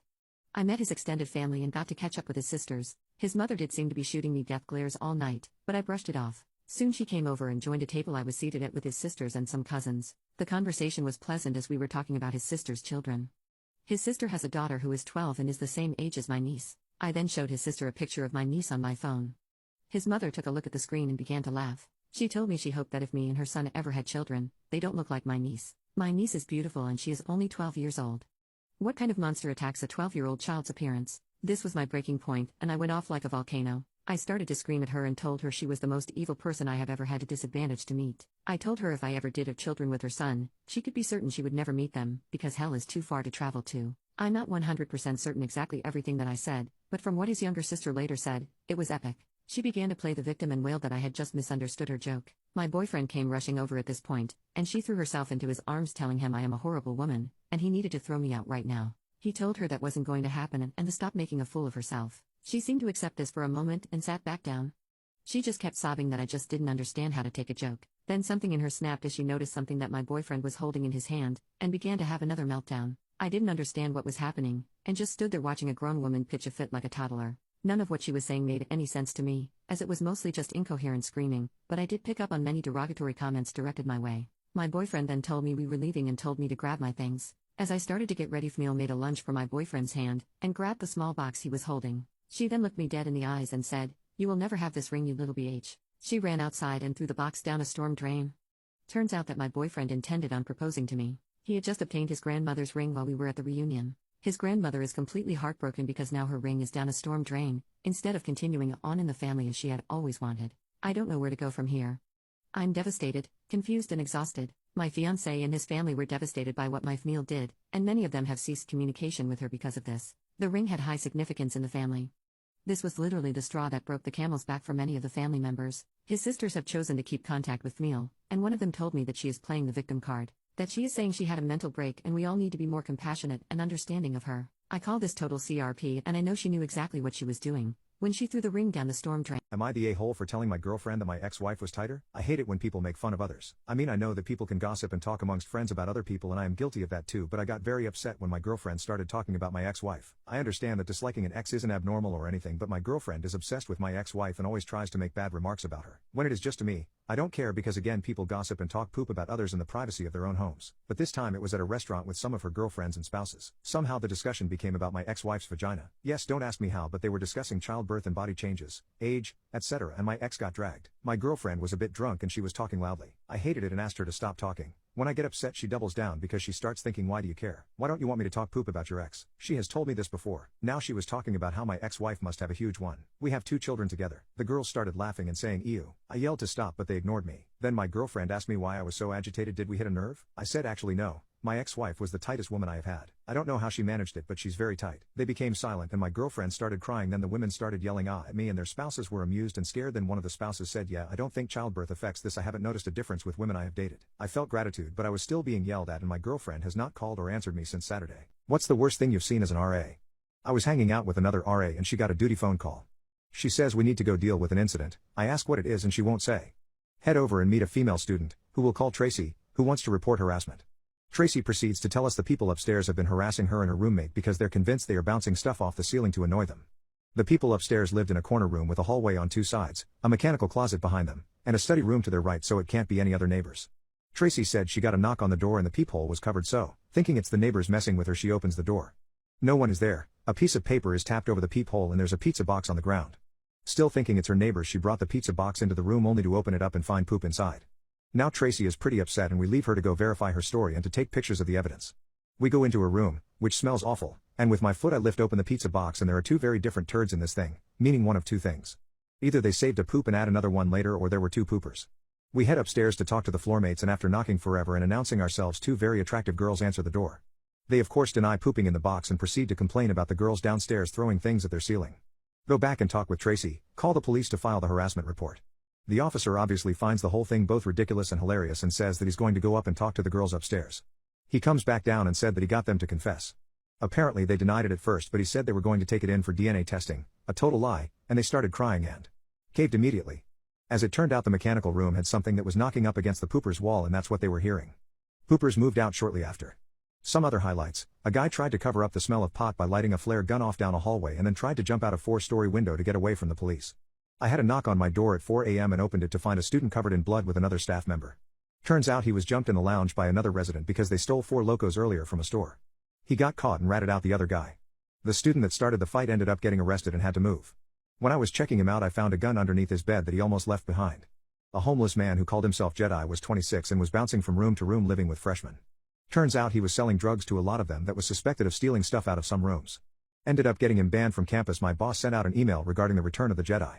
A student, known as the Mad Pooper, would poop in the dryer and turn it back on if you left your clothes unattended. He progressed to pulling back sheets and shitting in your bed if you left your room unlocked. He was eventually caught mid-poop squatting over someone's bed. As a minimum wage worker, what's the most humiliating thing you've had to do? I was humiliated to sing a Christmas carol for a tip as a pizza delivery guy. I've been a pizza delivery driver for several years, and today is the first day I legitimately feel ashamed of doing what I do. I've been driving and delivering since high school, and I'm almost a college graduate now. Nothing but good experiences. Since I was a kid, I've always been pretty shy. I am absolutely terrible at speaking in front of large crowds, and I can't sing for my life. I had a delivery today with a note written in the special instructions section that said sing a Christmas carol for a tip. I didn't really take it all that seriously, and figured they were just joking. And if they weren't, I thought of a corny line to say while driving there to hopefully satisfy them if they were serious. After all, my job is to drop off the pizza and leave. The less we talk, the better. So I show up and it's some kind of small party going on. There's probably roughly 10 to 15 teenagers gathered around in the living room, and a middle-aged mom wearing a Santa hat comes to the door and takes the pizzas. There were 6 larges, as I give her the receipt to sign. She then looks at me with a smile and goes, "So did they tell you?" Me, ha ha, the note? Yeah, I saw that, but trust me, you don't want to hear me sing. Her, oh come on, you have to. She then ushers me inside and closes the door behind me before I can realize it. All of the people there have stopped their conversations, are watching me closely, and already have their phones out recording me. I instantly get uncomfortable and want to leave as quickly as possible.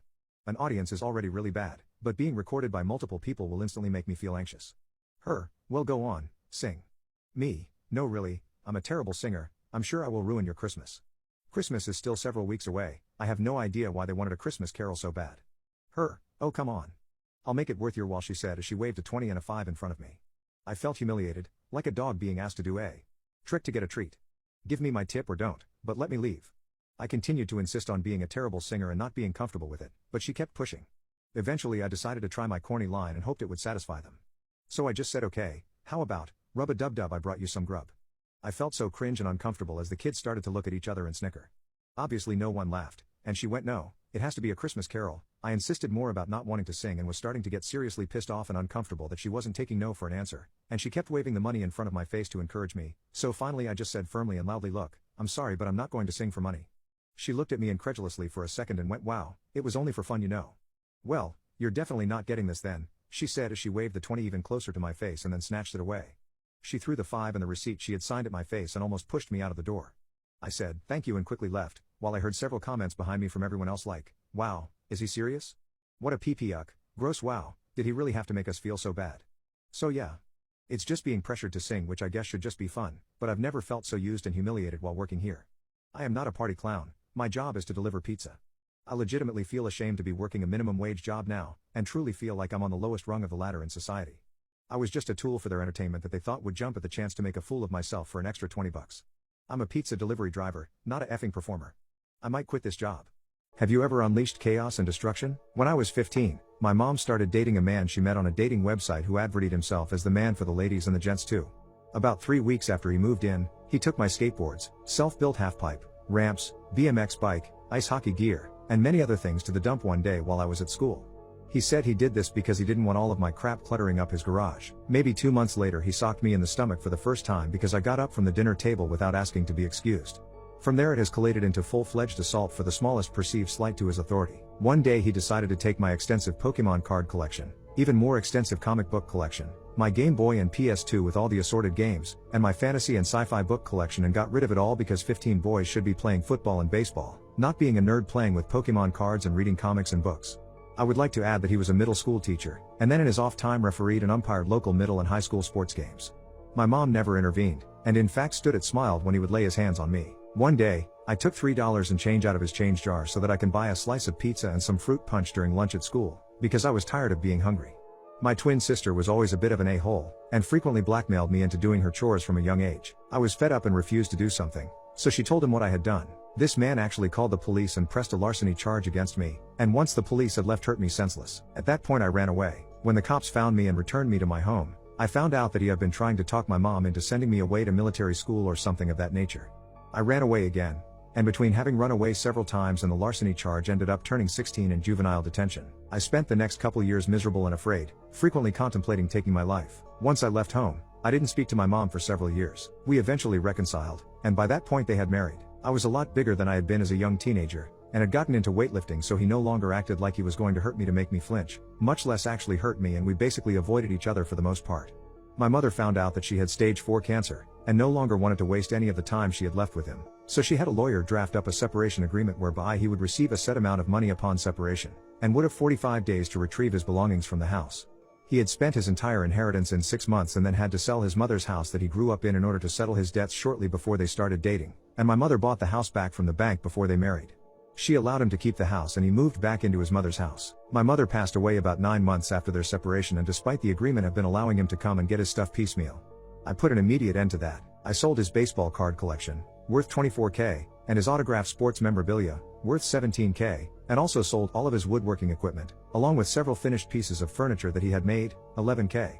I kept his mother's engagement ring, platinum band 3 diamonds roughly 2 carats, wedding band, his coin collection. I also collect coins, and some tools and other odds and ends. Around a month ago I ran into him at the grocery store. I told him what I had done as he was pushing his cart out towards his car, and he took a swing at me multiple times. Several of these punches missed, and the ones that they connect didn't have much effect because he's nowhere near as strong as he was 20 years ago in his 40s, and I am no longer a skinny little 15-year-old. He continued to try to hurt me as I called 911, and was actively ramming his grocery cart into my new Toyota as the police officers pulled into the parking lot. He was arrested for assault, communicating threats, and destruction of property. As a result, he lost his job and pension at the local middle school, and because he had never learned how to save money while married to my somewhat wealthy mother, ended up having to sell his mother's house because he hired an expensive lawyer thinking he could somehow beat the charges. He got fired because I made up fake rumors about him engaging in adult activity with the freshman boys basketball team. My nephew, who was on the football team, made it well known to his friends that he not only had just been arrested and convicted of assault as well as other charges, but that he had also hurt me as a child, caused several parents to call for him to resign from refereeing and umpiring for local sports games. My niece, and my girlfriend's much younger sister are enrolled at the middle school where he worked, and say that he was not only universally disliked, but when he came up to the school to get his belongings, he made a big scene and ended up hysterically crying as he was leaving, denying all allegations. Well, I fabricated some evidence about the case, and got him sent to jail, where he is now serving a serious sentence. My mom stole from my grandmother with Alzheimer's. I had a pretty terrible childhood. When I was young, my parents were millionaires, my father's parents owning several of the largest businesses in the region. They divorced before I was a teenager, and both of their lives plummeted downhill. By the time I was 16, I was living on my own. As more years passed, I added more and more distance from my parents. When I was 20, I learned that my mother had been arrested for stealing a large sum of money from my grandmother, who was living on her own, but in the beginning stages of Alzheimer's. The state ended up pressing charges against my mother because my grandmother would not. The detective told me that they had to because my mom and her boyfriend were fueling the criminal underground where she lived. I was lost and shocked. I knew my mother had problems, but until this moment, I had always viewed her as a sort of forest hippie. This is the moment that is the catalyst for my nuclear revenge. You see, my grandmother was pretty wealthy. Terrified that she would be locked away in an old folks' home, she entertained the leeching of my mother and boyfriend. The problem is that it was never enough. Even after my grandmother bought my mother a house down the street from her, she continued to rob her own mother blind. She also fed my underage sister a stream of substances and brought her in on the con. It ultimately resulted in my mother and sister getting their first felony conviction, grand theft and check fraud, which my mother tried to pin on her own daughter, because she was just a minor. A few years later, I was newly married with my first child and freshly returned from my first deployment to Iraq. We just completed another move across the country, and I am starting a new job at a new unit. I get home from work and have a strange short voicemail from my uncle. It literally just says, "My mom is in the psych ward at the big hospital in her town. She left everything in your name. I'm flying back home." This is where I learned that the legal document my grandma had me sign when I was 16 made me the executor of her estate, power of attorney. My unit arranges a very generous amount of time off to fly across the country and deal with this bizarre scenario. She lived alone in this massive house. My mom had destroyed the house my grandmother bought her, then moved into grandma's house on the auspices of caring for her. There were so many fleas inside that contractors I hired to make repairs wouldn't go inside. Needles everywhere, and for some reason, everything was an ashtray. It was an insane thing to experience. I still refused to interact with my mom at this point of my life, but now that I had the keys to the kingdom, she tried to worm back into my life with a renewed vigor. I always just told her to get lost. My grandmother, in the meantime, had been deemed unfit to live on her own. I was 23, with a new baby and marriage, if you remember, so I made the poor decision to put my grandmother into a nursing home. I fixed up the house, rented it to create passive income so she would not deplete her savings, and headed back home. Of course, Grandma is spicy and got kicked out of her swanky retirement home when she broke a coffee cup over some other lady's head for snooping around in her room. She was apparently wearing my grandmother's shoes when she got clocked. The same woman had propositioned me in front of my wife when we were touring the facility. She was a different kind of the same spicy as grandma. Her only option after the incident was a psych ward. So my senile grandmother moved in with my family, and she lived with us for more than 5 years until her care was just out of our capability. This is about the time that I exacted my revenge. When the state filed charges against my mother, part of her restitution included a lien that was placed against her property in the name of my grandmother for a little less than $100K. Some years later, my mother had not paid her property taxes in so long that she was about to lose the house. She called me to explain that the lien would not be paid if the house was auctioned, which I knew was not true, but I saw an opportunity. I eventually worked out a deal with her. She would sign the deed over to me, and I would then sell the house and pay for her to move somewhere else. I fly to town, meet her, and sign the deed over. She expected me to use my name and credit to get her a luxury apartment. She also wanted me to buy her a new truck, and let's not forget the moving company. I rented her a U-Haul truck and got her a storage unit that I had paid for 6 months. Then I put her and her boyfriend up for an extended stay for a little while. I fixed up the property and sold it to the same rental group that bought my grandmother's house shortly before. I used the money to buy annuities that enable my grandmother to live in a normal house with a live-in nurse and care at 1:4 ratio, which is amazing for her. She still might run out of money because of what my mother did, and I honestly don't know what will happen then. She's got some years before I have to worry, and she is just shy of 100. My mother was on the street within 6 months. The last time I saw her, she looked like the crazy person who lives under a bridge. She was covered in sores, balding, and doped out. She'd received a Social Security disability back payment of what would have been a significant amount for her. She died in a hospital less than 3 days later. Partied herself to death. The boyfriend dropped her off at the curb and never saw her again. I told the dude I would give him some money if he gave me the key to the storage unit. Somehow, years later, she had managed to keep it. I shared the loot with my siblings, gave him $100 and closed that chapter of my life permanently. Am I the a-hole for refusing to babysit my biological son because of a family emergency on his mother's side? Josh is my biological son, but I haven't been allowed in his life. This happened after a pretty effed up night of getting intoxicated with my sister and her husband. Most of the night was a blur, but basically the three of us slept together. He was actually the one who suggested the idea and we all found it funny after doing it. But in the morning we realized how badly we all messed up and agreed it will never happen again. My sister and I became a little estranged for a while because it was too weird to be around each other. She later announced being pregnant, but I thought I was safe because she took Plan B the morning after it happened just in case. Turns out she never took Plan B after Josh was born. I was getting doubts though and really wanted to know if he was mine. My brother-in-law eventually agreed to a paternity test and it said I'm the father.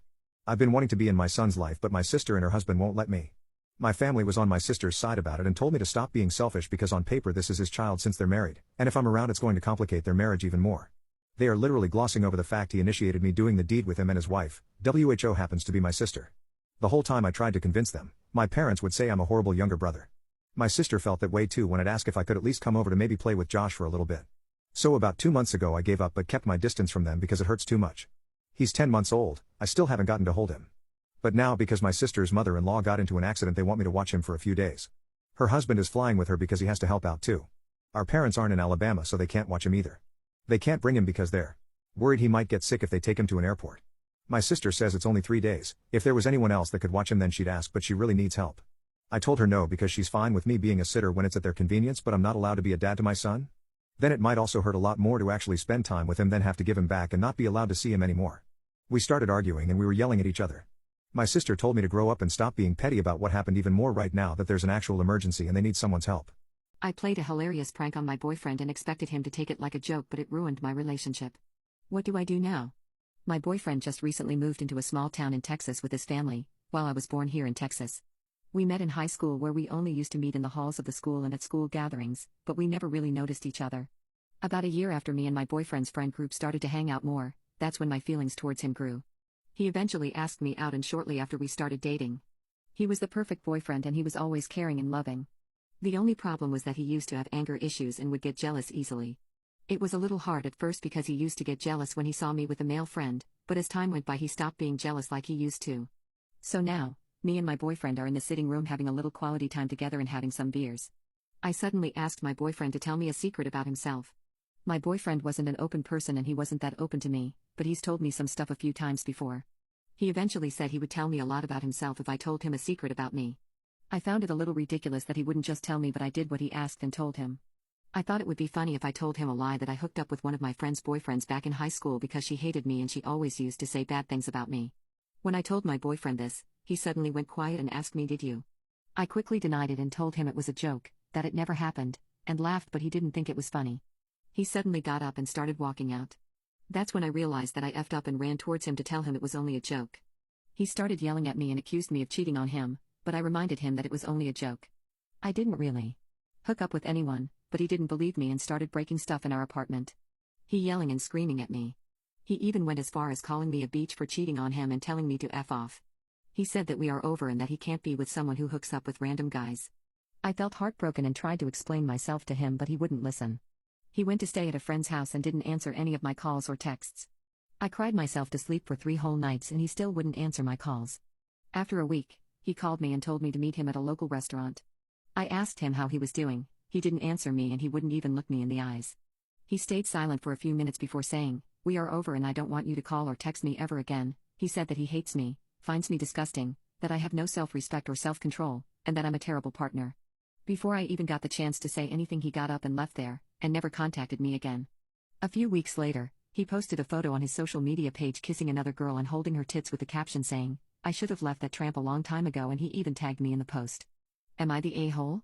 I ruined my parents' relationship over reading mail. I was just your typical high school senior, trying to make sense of the world and navigate the treacherous waters of teenage drama. Little did I know, my curiosity and knack for snooping around would lead to one hell of a shitstorm that would forever alter the dynamics of my parents' relationship. It all started innocently enough. I was hanging out in my room one day, minding my own damn business, when I stumbled upon a letter addressed to my dad. Now, let me tell you this, folks, reading someone else's mail is a big no-no. But hey, I was young and naive, thinking I was Sherlock Holmes or some poop. So I said, what the hell, let's see what juicy secrets this piece of paper holds. As I carefully opened the envelope, my heart raced with anticipation. But folks, what I found inside was something I never expected. It was a letter from a company, congratulating my dad on his recent promotion. Now, you may be thinking, wow, that's great news. It must have made your parents proud and happy, right?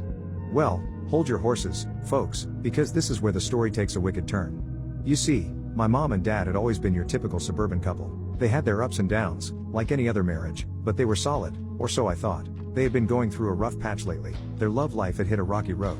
They argued constantly, and the air in our house was thick with resentment and tension. With this new information in my hand, I couldn't help but feel like I had stumbled upon a golden ticket, a secret weapon that could bring harmony back into my parents' relationship. Oh, how wrong I was, my friends. I hatched a cunning plan, thinking I could use this promotion news to mend their broken hearts. I decided to casually bring up the topic of job promotions during dinner, pretending I had read an interesting article about career advancements. I thought this would be the perfect segue into sharing the news about my dad's promotion. But let me tell you, folks, things did not go as planned. As I spilled the beans about the supposed promotion, my mom's face contorted into a mix of confusion and anger. She shot a fiery gaze towards my dad, who stared back like a deer caught in headlights. You could slice the tension in the room with a butter knife, I swear. Turns out, folks, that damn letter was nothing more than a cruel hoax. Some sick bastard had sent it to my dad as a sick joke, just a toy with his emotions. And let me tell you, it worked like a charm. My dad was devastated, feeling like a fool for falling into such a trap. And my mom, well, she couldn't trust him anymore. The aftermath was messy, to say the least. Tears were shed, words were screamed, plates were smashed. My parents' relationship, once seemingly unshakable, crumbled right in front of my eyes. I felt like the ultimate betrayer, the catalyst for their downfall. In the end, my parents faced a choice: fight to salvage what was left of their love or go their separate ways. As the days went by, the tension in the house was unbearable. I was constantly walking on eggshells, trying to avoid the inevitable.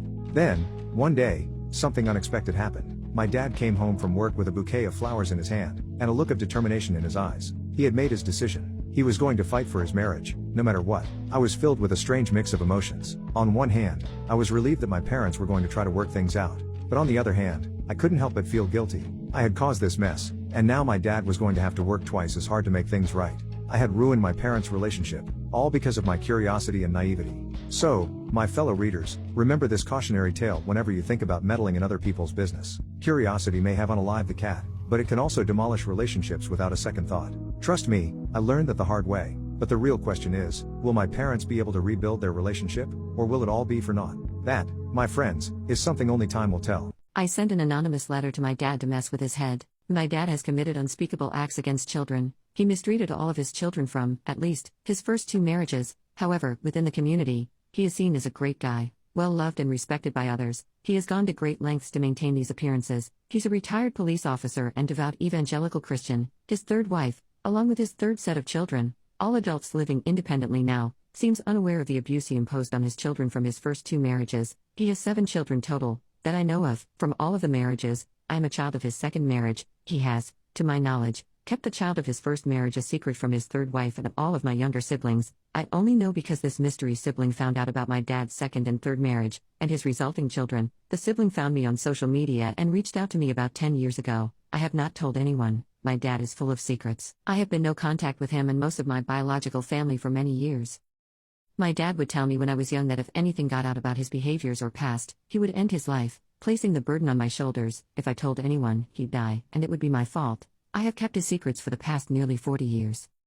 But over the past couple of years, I've been in therapy. It's helped me work through a lot of shame and guilt, but now, the predominant feelings I have are rage and a need for justice, but justice is impossible, as the statute of limitations has long expired. Thus, I got an idea. I decided I was going to make it my mission to toy with him. I want him to be afraid. I want to cause him to feel fear, anxiety, and paranoia. I want to mess with his mind. I do not care if it results in negative consequences for him. I'm sitting here with a bowl of popcorn just watching and waiting to get to the good part.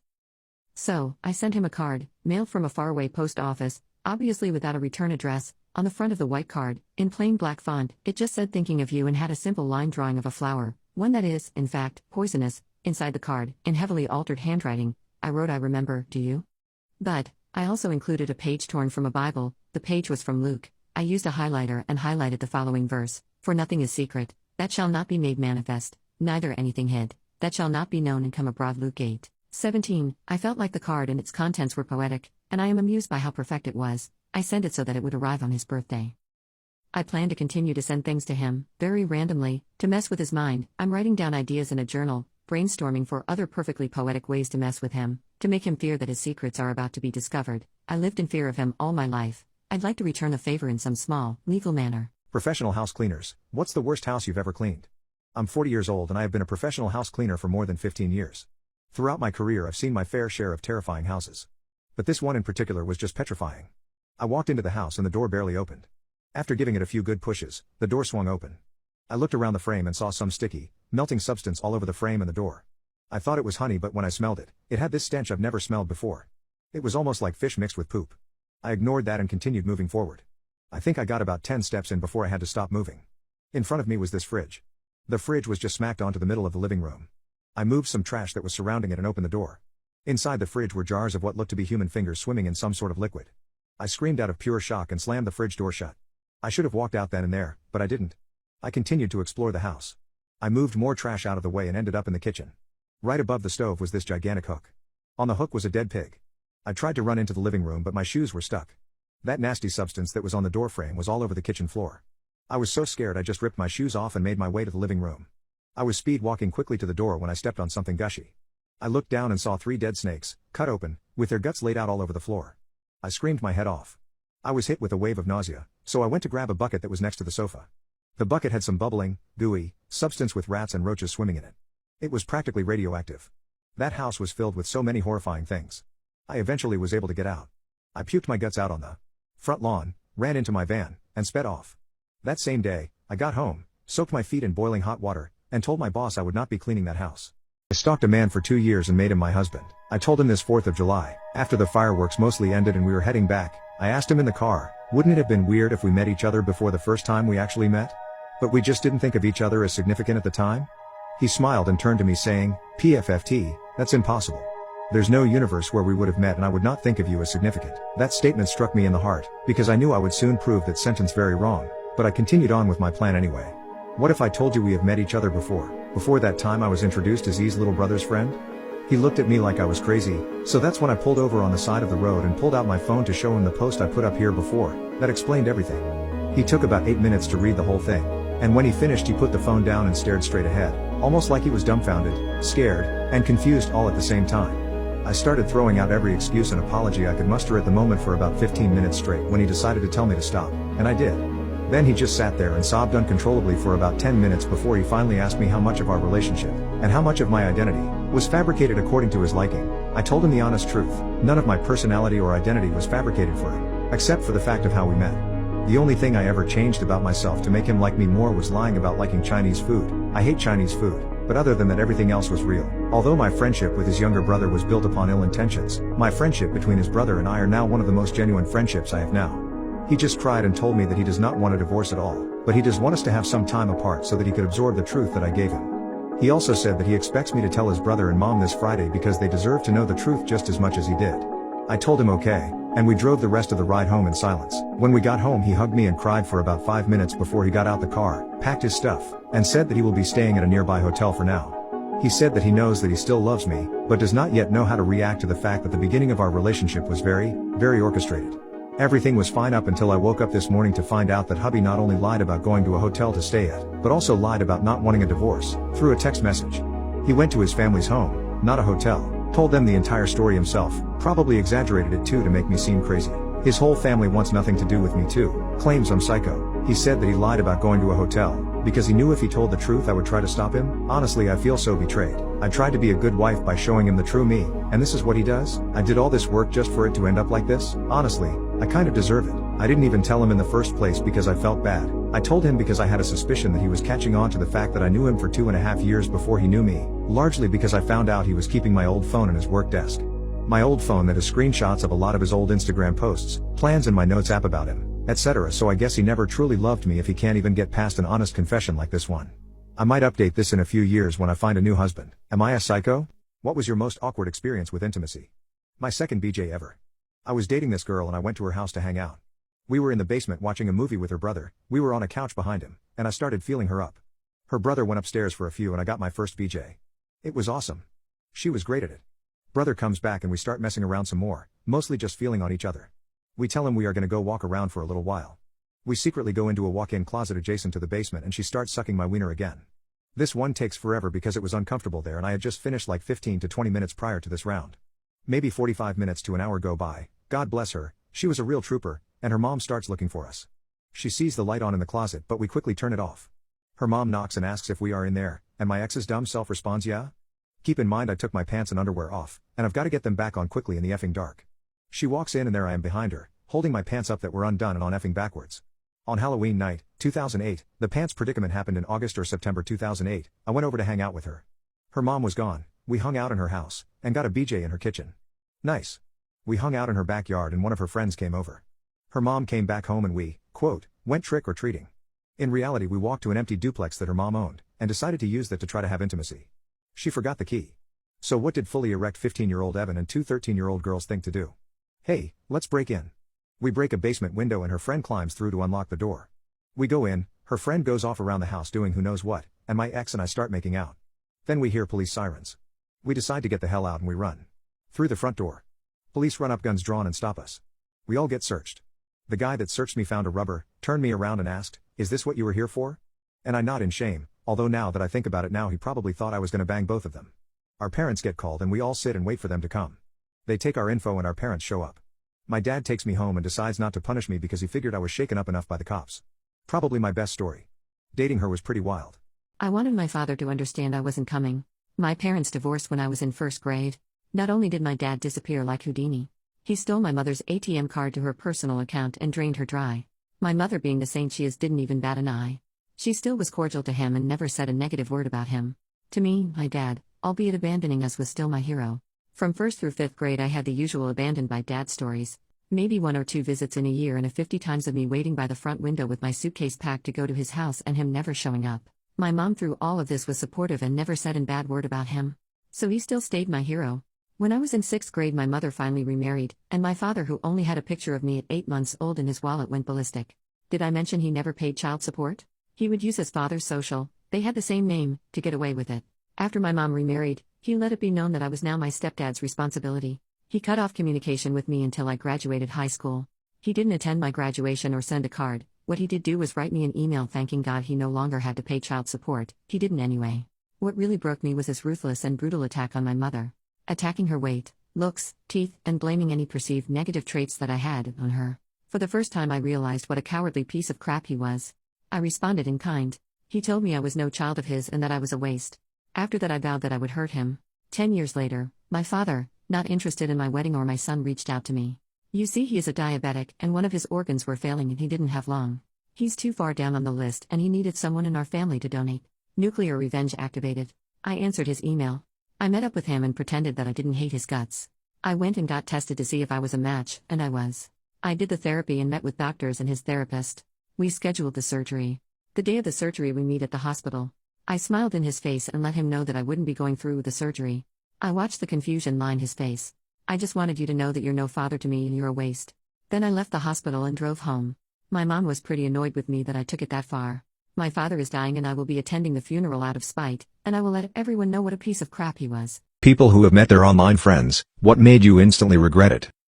My brother met a girl in person that he had known for 4 to 5 years online, during which time they had kind of had an online relationship. She had brought her friend with her to meet him, and while they were sitting around a table awkwardly making conversation, with my brother apparently quite shocked at how bad she looked in person compared to how she looked online, and having absolutely no interest in her other than his friends, the girl sent her friend a message saying, "Get me out of here, he's looking at me like he wants to jump me," but she accidentally sent it to my brother. What ensued was likely incredibly painful to be part of. My brother showed her his phone and looked at her in disgust. She flew in town to be a bridesmaid in my wedding, and she decided to cheat on her husband with one of the groomsmen and blame me for that, because it was my wedding, so that clearly makes it my fault she was unfaithful. I'm putting my extremely profoundly disabled 7-year-old into a residential facility so I can forget he exists. I'm not sorry. I can't tell anyone this, even my therapist. Lambaste me if you want, and maybe I even deserve it. I only ask what you would do if you were in my situation. Not what you think people should do, what you would really do. I'm a single mom of 2 boys, 12 and 7. My husband passed away 3 years ago in a work accident. A very large portion of me believes it was self-mutilation. I can't see him ever making the mistake he made that caused his death, and he had taken an action just before that which ensured his co-workers weren't in the room. I fully believe he unalived himself because of our younger son, and no one will ever change my mind. We were told when I was pregnant that he would have Down syndrome. We could handle that, even if it was severe. It turned out he had a chromosome deletion. His disorder is kind of rare, so I won't post which specific one, but suffice to say he'll never be anything more than he is now or has ever been. And what he is nothing. He doesn't appear to have any awareness and never has. His eyes are locked in one position. He doesn't respond to noise, touch, or pain. He is total care. He is capable of nothing. He is tube-fed and on oxygen. He is in diapers and will be forever. He makes no sounds, no attempts to communicate. He never even really cried as a baby. He has never made an attempt to interact with anyone or his environment. I'm not upset because I have a special needs/imperfect child. I feel the way I feel because this thing takes up 200% of my time and does nothing. I didn't get an imperfect child. I didn't have a child. I don't love him. He doesn't have any personality. There is nothing to love. And yet I'm responsible for him. In addition to his extreme delays, he's also medically fragile. Respiratory crises, fecal impactions, his autonomic nervous system doesn't function properly, issues with his G-tube, infections, pressure sores no matter what we put him on or how we position him. Our older son has suffered because his non-existent brother has colored everything in his life. He's had medical care get delayed because there's only one of me and his brother is more critical. We do have a visiting home nurse, but only 20 hours/week, and we aren't eligible for more. I was starting law school. I gave up my dreams and my plan for my children for this potato. My older son can't do a lot of things he wants to do because of the younger's need for care and appointments. The final straw was I heard a sound. I went into younger son's room to check, thinking he had forgotten how to breathe again, and saw older son hitting him and screaming, "You're why I don't have a mother. You're why I don't have a father. You're why I can't have friends over. You're why I can't be in sports. I didn't ask for you and I hope you die." Instead of being horrified, I watched, and younger son just did not react. No signs of pain or fear or upset. No reaction at all. He breathes but he is not alive. He doesn't know who I am. He doesn't know who older son is. He has no sense of self, life experience, or awareness of his surroundings. He doesn't need to be in my home. He doesn't know or care where he is. He is genetically my son, but he is not family. My previously abused, brain-damaged cat who can't walk straight has more personality and is far more lovable than my child. In fact, I was looking forward to raising a Downs baby, even one with severe impairments, for that reason. With disability can come gifts. This boy is not a gift. He is a genetic mistake. I probably should have miscarried and would have definitely terminated if I'd known he would be like this. And the flip side is, if he has awareness, he's miserable, and there is nothing I can do. If he has likes and dislikes, no one knows what they are. If he is in pain, he can't tell anyone. If he wants anything, he can't communicate. He's had every imaginable therapy, nothing has made a difference. And so he's leaving our home on the 29th. I feel excited and relieved and then guilty because I know we'll be happier with him gone. He's already taken my husband and my son's father. He was working so much out to pay for the cucumber's care. For the experimental therapies insurance wouldn't cover. Because this one was going to be the breakthrough. He was tired and defeated and disappointed. He sought counseling as well, but I don't think he could ever say the words "I don't want my son in my home" either. He's ruined my older son. I was so wrapped up on the younger I never realized how ignored and damaged he was. He lost his father too. I didn't just lose my husband. He is my priority now, and this malignant lump can be someone else's problem. At least they'll be paid a wage to care for him. At least they'll get a break from him when they punch out. I just want to never think of him again, and I'm not sorry. And for that, I'm sorry. My spoiled fiancé trashed my mother's house and demanded my mom cook and clean for him. Now I want him to apologize for being sexist and disrespectful, but he says my mom is a bad host. My fiancé and I live together and he travels a lot for work, so is always out of the house in some random place in the country. Well, this week he was traveling to the same town where my mother lives, so we all thought it would be a good idea for him to stay with her instead of staying at a boring motel. My fiancé and my mom have always gotten along fine, they were never very close but they never had any problems with each other and were friendly. I had no idea a simple short trip could ruin their relationship forever. He was going to be staying there for 3 nights and I didn't hear anything the first night, so I thought everything must have been going great. But the next morning after my fiancé left for work my mom called me in tears. Apparently he had made a huge mess in her house. She said he had come in and left dirt tracks all over her new white carpet, and then made a big mess of food and garbage in the living room. She said when she went in there, it looked like there had been a big party trashy on the place, even though it was just him. When she asked him to clean up some of his mess and told him about the carpet, my fiancé said that it was her responsibility as a woman to take care of it because she was better at cleaning it than taking care of that kind of thing. My mom is very sweet and didn't want to fight about it, and just cleaned up the garbage that he left in the living room. I think it took her all day to get the marks out of the carpet, but she did it. Then apparently he had the audacity to ask her what she was going to cook for dinner, and if it would be much longer, because he was hungry. My mom was so tired from cleaning all day and confused that he would even ask, but told him there were leftovers from their dinner last night in the fridge that he was welcome to take from. He got huffy and pouted about having to eat leftovers, but he ate them anyway. I guess the rest of the visit must have been fine because I didn't hear anything else until my fiancé got home, but I couldn't believe the things he said about my mother. I really can't even believe he acted like that at all.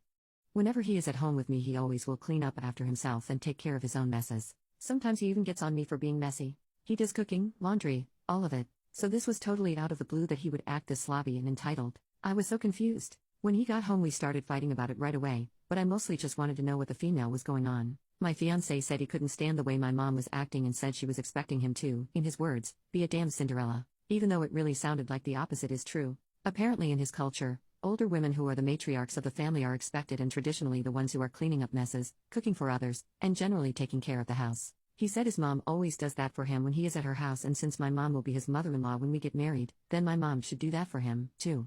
I said that even if my mom was going to do all that for him that he should at the very least be respectful to her, which he definitely wasn't. I told him he embarrassed me so much with his childish and entitled behavior and that he owes my mom a huge apology, but he refused. He was offended that my mom didn't want to take care of her guest, and if he knew he wasn't going to be treated right he would have just stayed in a hotel like he usually does. He called her a bad host and a waste of space. I hope he doesn't expect me to do that when we are married or he is in for a rude awakening. My delusional best friend asked me for permission to sleep with my boyfriend. When I told her no, she said she'd steal him away from me. Kylie and I have been best friends since the 3rd grade. About a month ago, her boyfriend cheated on her and she was absolutely devastated. When she was at her worst, my boyfriend and I came to comfort her. Kylie and my boyfriend have always been close, but this brought them to a whole other level. With my boyfriend and I's help, Kylie started to get better. She started to smile again and was looking very happy. But she kept herself away from dating cause she told us that she can't trust men. We respected her decision and was fully supportive to her. Yesterday, Kylie came to our house. My boyfriend was going outside to bring some food, so greeted Kylie and told her to stay here and have lunch with us. Kylie smiled and agreed. When he left, Kylie came to me and told me she wanted to tell me something. I asked her what and she told me if I could do a favor for her. She wasn't looking to me while saying this, so I felt a little awkward. Then out of nowhere, she asked me she wanted to sleep with my boyfriend for one night. I couldn't believe my ears what I just heard from her. It took some time to get my sense back and I asked her what the hell she was talking about. She started to tell me that how bad and miserable she was because of her breakup, but then my boyfriend treated her so good, made her feel happy, how my boyfriend took us to dinner, trips which her ex never did. She told me that she started to feel wanted while spending time with him. She also told me that how her self-esteem got badly damaged and now she can't trust anyone except my boyfriend. How she wants to feel herself once again by sleeping with my boyfriend. She told me it will help her to gain her self-esteem once again and she will do better in future by trusting others, and told me it will be a great favor on her if I agree on this. I was listening her standing like a dumb. After she finished her lecture, I shouted on her and told her to get out from my house. At first she told me to think about it calmly, but I was in no mood to negotiate about this. So after some time, she became aggressive towards me and told me I'm an ungrateful person cause she helped me in my past many times and I'm not helping her for once. She told me I'm a selfish person and my boyfriend deserves way better than me. She told me she will snatch my boyfriend from me and that she doesn't give an F about our relationship. After saying all this, she went away. Now I'm confused thinking what just happened. I went to my chat list to talk with other friends about this, but when I opened, I saw almost everyone blocked me after saying some horrible things. I was sure she told our friends something. I didn't tell my boyfriend anything about it. But now I'm feeling paranoid what she said lately. I'm getting bad thoughts that she will do something which will cause damage in my wonderful relationship. I always knew that Kylie was supportive in my relationship but never thought that she would do something like this. Now I want to kick her out totally from my life, but my boyfriend doesn't know anything about it cause he consider Kylie like his sister. So am I the jerk here for wanting to break things off with her? My parents blame me for my twin sister's death. I am 17, have a twin sister who passed away about 8 months ago. To say the least, it has been hard to live without her. She was my best friend. My sister and I were heading home from a party. She was driving and a drunk driver hit her side and she died from impact. I was bruised pretty badly and broke my arm and a couple of bones. Since my sister has been gone, little things just feel so different, like when my sister would be yelling at me to get up or hurry up because I always made us late, or hearing her basically yelling to Taylor Swift lyrics, and so much more, things I've gotten used to in our 17 years together. My parents took losing their daughter kinda hard, which is to be expected. Parents shouldn't outlive their kids. Except they've been basically blaming me for my sister's death. Like, well, maybe you should have been driving, you're the bigger one out of you two. Or they've gaslighted me into thinking it was my fault we even went to the party. They do that when they've gotten drunk at night. They're okay when they are sober, but the minute they start getting drunk they start talking about my sister and blame me for my sister's death and the accident. It's like they don't understand I lost someone too. They also don't understand what it was like to be in the actual accident and essentially seeing your twin sister die in front of you. My unhinged husband buzzcut my hair as a prank, so I packed all my things and filed for divorce. My husband and I have always had a healthy, harmonious relationship, or so I thought. We never had a big fight and he's actually very caring to me. I know that he loves me so much, but something changed when we welcomed our daughter 3 months ago. He always seems to be out of focus and is away from home almost every day because of his job. He's always on his phone and isn't taking time to take care of our baby. My patient husband now seems to be irritated at everything, even with our child, but I'd still try to understand him because I thought that he was just exhausted from work. But that was until yesterday morning. We were getting ready in the bathroom and my husband was shaving next to me while I was brushing my teeth. Out of nowhere, he takes his electric razor and runs it through my head, shaving a big part of my hair just above my forehead. At first, I thought he just pretended to do it. I continued brushing my teeth and told him to stop it, but then saw a big chunk of my hair falling into the sink. I got a complete bald spot and the damage is very visible. It's important to know that I've always had long hair reaching the middle of my back, never cut it short, not alone got a buzz cut. My husband likes my long hair too, and never told me to get a different haircut, so I totally freaked out, started crying, and yelling at him, while he was laughing. He told me it was just a prank and that it wasn't a big deal. He said it was just hair and that I could grow it out again. We had a serious fight afterward and in the end, he did apologize. He admitted that he was an a-hole but still insisted it was a prank and was funny, at least to him. Although he apologized, I still cannot forgive him. I will either need to wear a hat or scarf, brush my hair over, or get bangs, which I wouldn't do due to my face shape, to cover the damaged area. It will take years to grow out my hair again to its current length. However, what I'm most concerned about is that he still insists it was funny. I just don't get why he would laugh at my misery. It seems borderline sadistic and abusive to me. I'm also afraid that he would do something like this again in the future to me or even to our daughter because he finds it funny. I don't think I will ever be able to forgive or trust him. I packed my things and some of the babies after he went to work. I went to my friend and told her what happened. She was shocked, to say the least, and told me that I am entitled to be angry and that it was definitely not funny. He called after 6 p.m. asking where I was and the baby. I responded that I didn't think I could get past what he had done and that I was considering divorce. I can hear him panic and tell me that he will not allow me to take his baby away from him. I told him that we should just see each other in court and let the judge decide if he is fit to be a father. I did not block him and he sent me a bunch of nasty texts including good riddance. I am appalled by this 180 transition from my husband and I can't believe I became a single mom in less than a day because of a stupid prank. What are some guy secrets girls don't know about?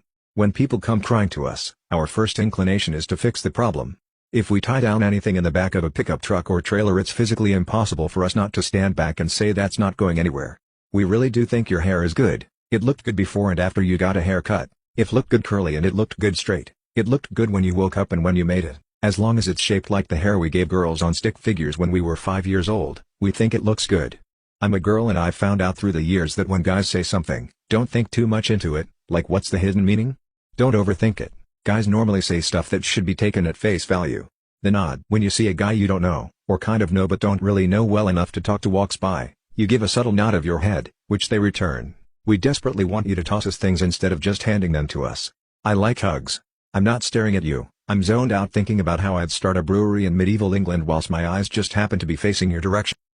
My brother shamed my 15-year-old sister for being gay at his wedding reception, and my parents are making her talk to someone at church. My brother and his fiancée were married last weekend, but my sister Iris has been punished and yelled at a lot this week. My brother and I don't have a great relationship, and when he lived with us, he barely spent any time with us either. My parents paid for him to go to college, and before last weekend, they were planning to help me and my sister go too. However, as a result of what happened last week, my parents told my sister that they're not letting her do sports or hang out with friends until she apologizes for being gay and talks to a pastor at church. They've barely gotten on my brother Matt for humiliating her last week. When I tried to defend her and talk to them on her behalf, they also yelled at me and said that they wouldn't pay for me to go to college if I don't stop because I should know it's wrong. But when I continued to argue with them, they said I'm not allowed to work next year and that I won't be taking driver's ed either. I don't know what made my brother shame and expose her last week. When he spoke at the reception, he said that he felt led to say something that was on his mind and told everyone that my sister is gay. He also said that she needed prayer to get support, and my parents had no idea that she was gay either. I knew because my sister told me some time back, but when I asked if she ever told Matt after the wedding, she said she didn't, but that she told Ariana, Matt's fiancée. Ariana would sometimes drive my sister to sports if my parents couldn't, and they became close and would sometimes go out for ice cream too. I wasn't particularly close with her, but she was close to her. Iris said that Ariana was very supportive when she told her about it and how she was afraid to tell her parents. And she also said that Ariana showed her some resources when they would go out for ice cream or sports too. However, the only way that she figured Matt would know was if she somehow told him and thought that he'd be safe. That's her best guess about how he found out, but my parents are fairly religious and opinionated on such matters, and that's why she was punished this week too. I used to know someone in my friend group who was gay, and my parents weren't crazy about him and encouraged me to not hang around him too. His parents went to our church, but he wasn't really religious, and Dad said that his parents were failing him among other things and how he will be punished because God never intended for that. Iris was embarrassed and started crying after he outed her, and while Dad later told my brother that he didn't like him saying that in front of everyone, he still yelled at her and took away sports and seeing friends until she talks to someone at church that hasn't happened yet, and he's also yelled at me for trying to stand up for her. I could care less about what happens with my colleague because she's barely talking to me and Mom took away her phone and laptop too. Dad actually laid hands on Iris when we came home. She has bruises down her back now. My brother also said that Ariana went to her parents the day after the wedding and has been staying there, and as of right now, she hasn't come back yet.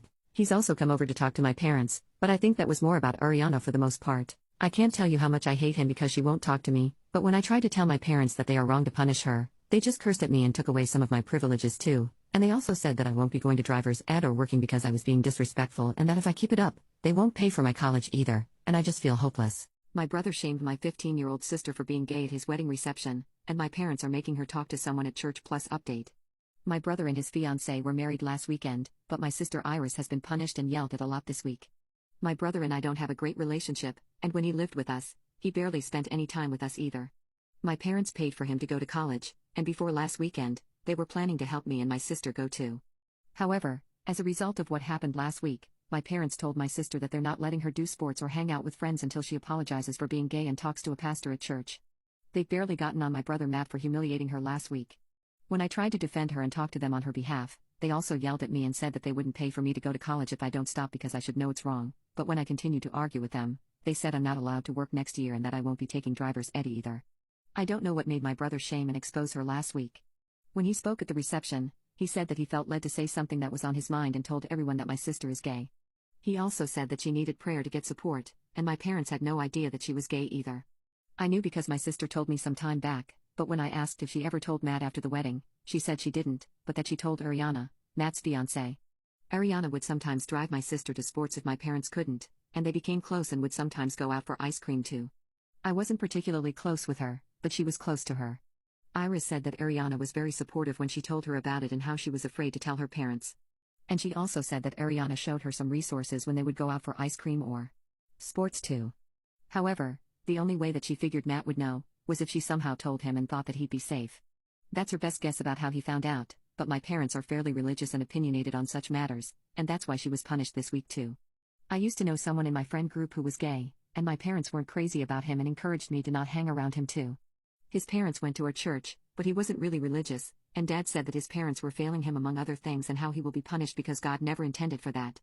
Iris was embarrassed and started crying after he outed her, and while Dad later told my brother that he didn't like him saying that in front of everyone, he still yelled at her and took away sports and seeing friends until she talks to someone at church that hasn't happened yet, and he's also yelled at me for trying to stand up for her.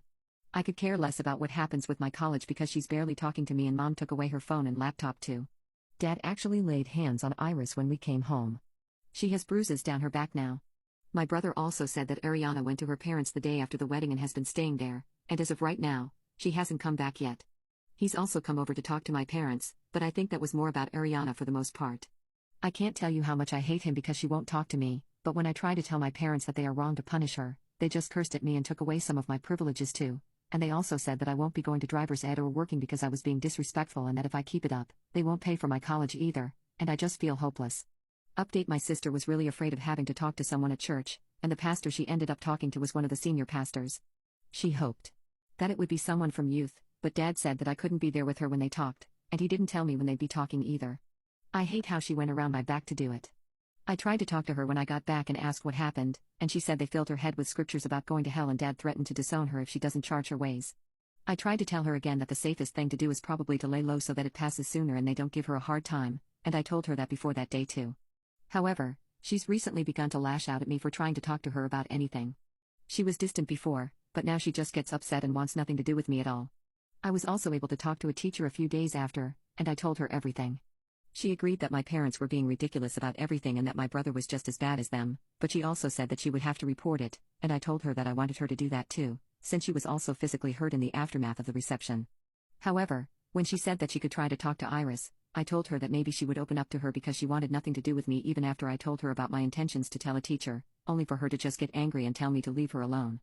She said that she would try and have to report it regardless, but my parents talked to me after they received a call from someone that they refused to specify about what happened. But they told me that Iris told them that I spoke to a teacher, which led to them getting a call, and that they want me to leave Iris alone and stop talking about our family. Dad also said that I no longer have my college fund and that he'll be using the money to help Matt try to sue Ariana for being abusive by ghosting him the day after the reception, and that he'll kick me out if I bother Iris again. He didn't want me talking to her, but I was able to at school because there was no way that he could prevent us there.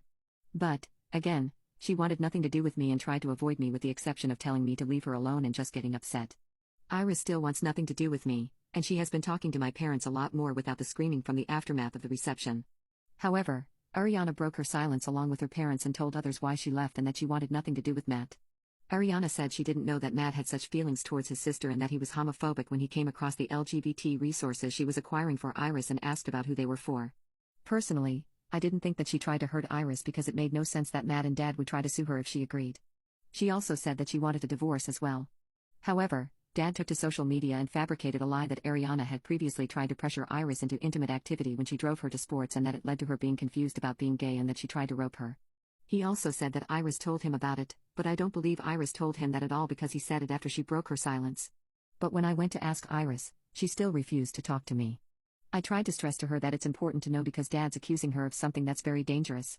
But she still refused to tell me much, and Dad made this post a couple of days ago, so it's still fresh. He also has a lawyer that's working with him and Matt, but Iris is only talking to our parents, so I feel really lost.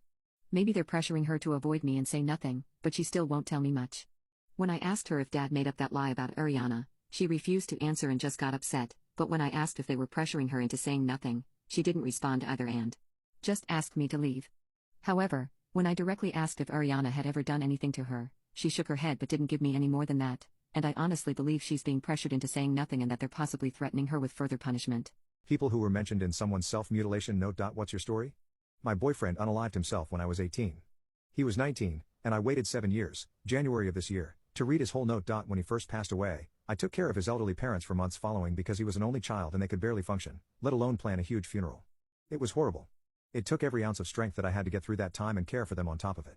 I found the note underneath a bowl pipe that I had let my boyfriend, which he had hidden in a false bottom compartment thing in the center console of his car. I read the first few lines and then immediately hid the note in my favorite book. I couldn't bring myself to muster the courage to read it completely at that time, but what I had read had been enough to absolutely shatter his parents, and I didn't have the heart to give it to them. I kept it for years, and with each year that passed, I held on to more and more guilt. I completely spiraled downwards after the funeral, drinking heavily, putting myself in danger and avoiding the world. I moved halfway across the country, maybe to start fresh, or maybe to run away, I don't know. I kept the unread note.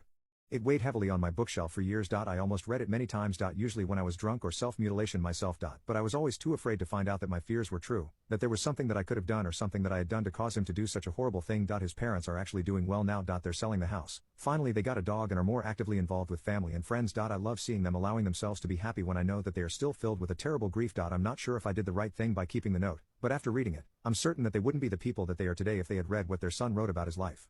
And about them when he was at the lowest point imaginable. What is denied by many people but is actually 100% real. Based on some disturbing podcasts and articles I've been hearing, women's health issues, particularly their pain. Apparently most doctors of both sexes are quick to dismiss and downplay our pain rather than, I don't know, treating it. How did your high school crush turn out as an adult? He had a roller coaster of a life. I admire him more than ever, and more than most people I know, but can't wrap my head around why I ever found him physically attractive. Maybe it was always just his heart. By age 25, he had a PhD, a wife, and was a captain in the Navy. By 30, he had 2 PhDs, a small business where he made a metric ass ton of money, and his wife was pregnant. By 31 he was diagnosed with stage 4 skin cancer that swiftly spread to his lymph nodes, bones, esophagus, and a few other places. He was told he had minimal chance of making it 5 more years. Even with the best health insurance money can buy, it still basically wiped him out. 7 years later, he's living a comfortable but not extravagant life as a civilian contractor for the Navy, same wife and 2 happy healthy kids, and spends most of his free time advocating for better public health care. What's the most messed up Reddit post of all time? There is an extremely infamous relationship advice post by a husband, which started off by him saying that his wife isn't the smartest cookie in the jar. The couple was struggling financially, living month to month, but they got by. They had kids too. The wife suddenly gets the genius idea that they could make a bunch of cash if their car crashed and got written off. This happened to one of her friends who won an insurance claim after purposely driving into a ditch and was encouraging others to do so. The husband says no every time the wife talks about it. He explains reasons why and finally makes her promise not to talk about it at all. Next week, the husband gets a call from the police saying the wife had run into a terrible accident and is currently in police custody. Well, as it turns out, the wife decided to go through with her plan behind her husband's back. She had been waiting at a traffic stop, then suddenly accelerated forward during a red light and drove headfirst into a vehicle coming from the other side at top speed. She thankfully wasn't injured, but the other vehicle had a mother and a 3-year-old kid who were instantly unalived, and another teenage kid was in critical condition who ended up dying hours later in the hospital. The husband visits his wife in custody and she acts all proud with no remorse as if she did something great for her family. The husband made the post asking whether he should come clean about her talking to him earlier about the accident and insurance fraud, which will likely add decades to her sentence.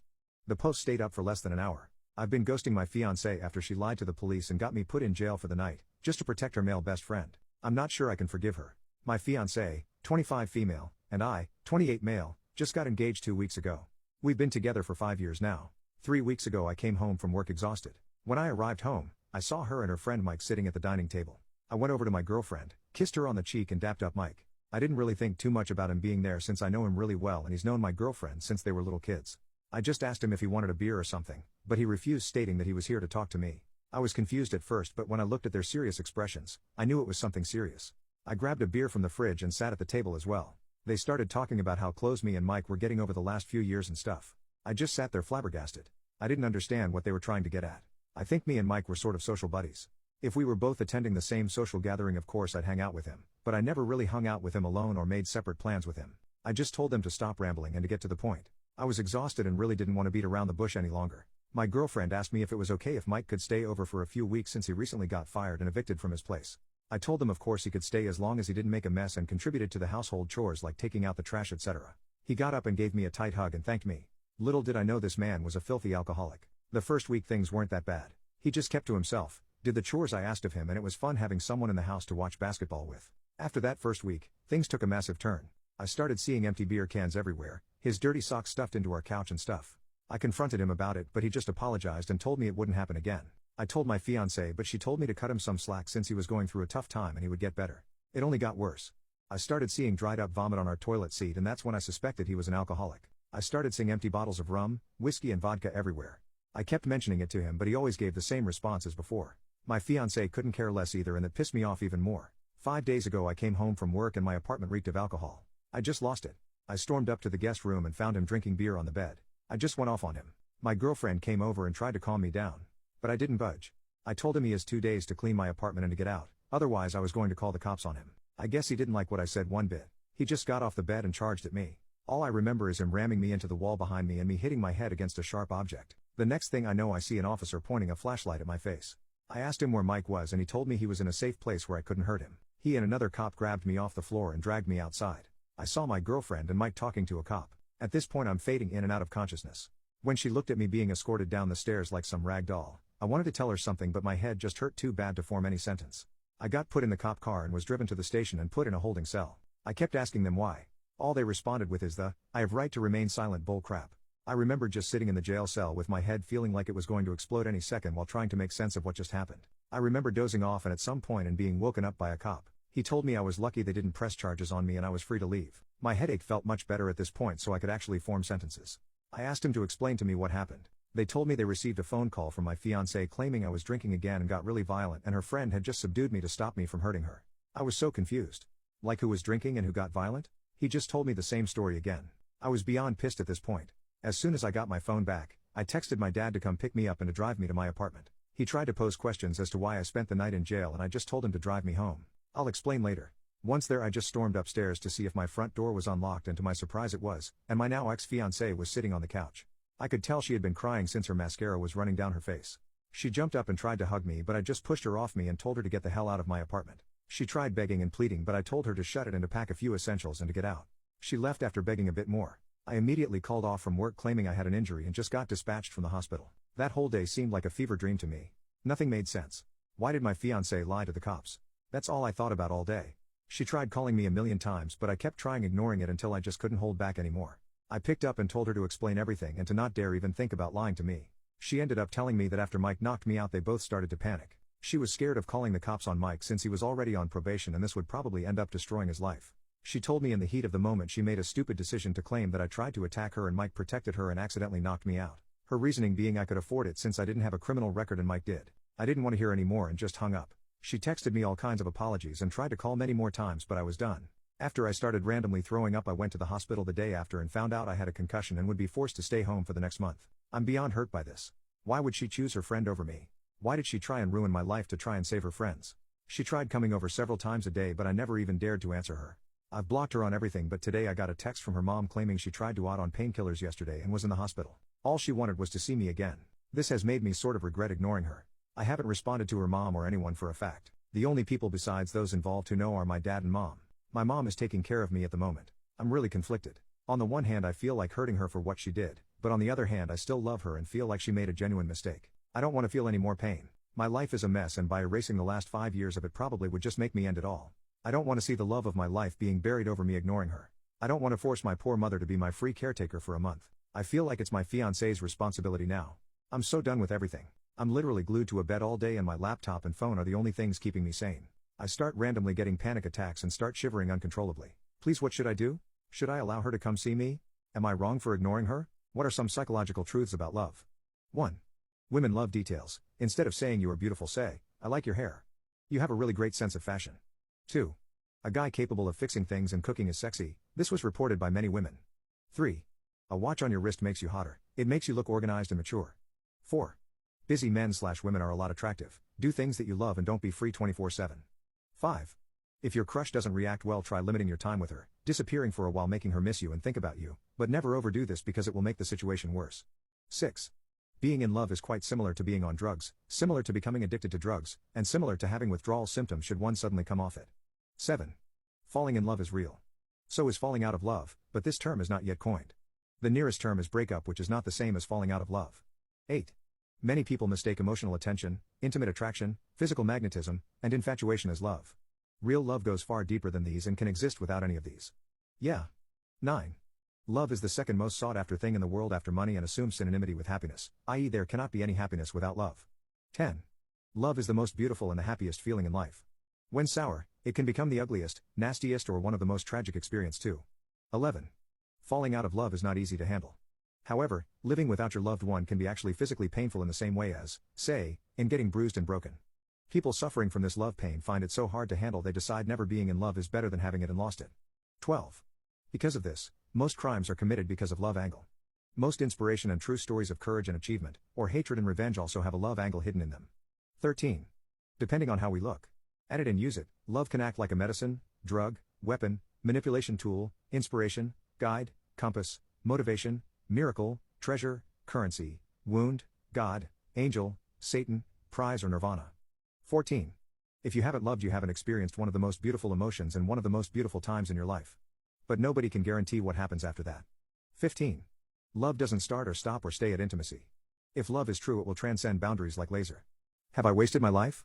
I'm 23 and worked super hard in school and college. I didn't really have close friends, just people I knew a bit. I studied a ton and got good grades. I thought that would lead to a cool job with more free time. I mean, 8 hours of work should be better than 10 to 12 hours of studying, right? But now that I have this job, it's not what I expected. It feels boring and suffocating. I know it's not that bad, the pay's alright, I don't work overtime, and the people are nice, but it's just not what I thought. Why do I feel like I can't breathe sometimes? I didn't expect my job to be super fun, but I've been at this bank office for 8 months and I can't imagine doing it forever. I start to feel drained after work and I can't even do the fun stuff I planned for after college. And the thought of going to work the next day just makes everything feel worse. Is this what life is supposed to be like for the next phase of my life? I know I'm lucky and should be grateful. Some people would want my job. I'm thankful for my life, but this feeling of dread about work isn't normal, right? I'm not sure why I feel like this when I know I shouldn't. Maybe there's a reason for everything, like I believe. I'm just trying to figure out how to feel better about work and make the most of what I have. My fiancée thinks I'm gay because I was sending nudes to her brother? Me and my fiancée are one of the best duos. I'm much better with her. She is everything that I'm not, and she makes me feel like the world is a happy place. Previous to her I suffered from many depressions, and finally I had been happy, because of her. I was going to propose from her, but I worked a very mediocre income job, and had to provide, for my family back in my home country. Naturally, I wanted to buy her the nicest ring, and the one she wanted was $25,000. I was only $8,000 short. I had a friend recommend that I try out OnlyFans, because I have a stereotypically attractive look. I was very desperate for the money, so I set up an account with just some normal photos, with my bio saying any pics. For the right price.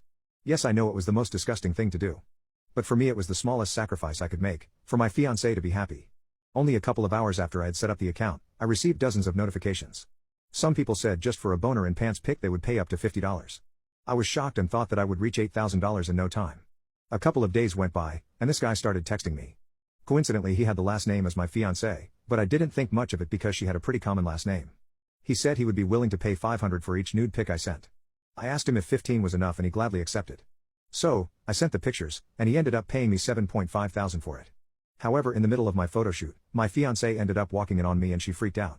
I don't know when it was, but during the span of the past week, she must have saw my phone open with this guy's requests, because she immediately knew I was sending pics to a guy. I tried to explain the situation to her, and she was very angry but understood. She said that she wanted some time alone to process this. So during that time I started talking with this guy and he sent me some pictures of himself. Oddly enough he looked familiar. Anyways, beside that, me and my beautiful wife got married a month later.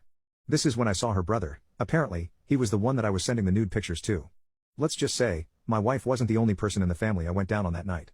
What's your greatest achievement under the sheets? Emily's perspective. Josh thought that he and I were an unstoppable gaming duo. I used to hate Guitar Hero. Literally only he liked it, but eventually I caved in and played it, and for a while, it brought us closer together. But as time went on, I noticed a change in Josh. Gaming became more than just a hobby, it consumed his life. Hours turned into days, and days turned into weeks, all spent in front of the screen, lost in virtual worlds. I tried talking to Josh about it, but he didn't see his gaming as a problem. He was oblivious to the fact that our connection was slipping away. It didn't help that his online friends were bad influences. He gave us the nickname Ressie's cause, where supposedly peanut butter and chocolate like that isn't blatantly racist. Desperate to rekindle our passion and remind him of what we had, I decided to take a risk. That's when I discovered Tabs Chocolates, a magical solution that claimed to enhance intimacy and desire. I knew it was a long shot, but I was willing to try anything to bring us back together. With hopeful determination, I purchased a box, hoping that it would reignite the spark in our relationship. One night, after another intense session of smelling Josh's swamp ass and playing Through the Fire and the Flames on Guitar Hero,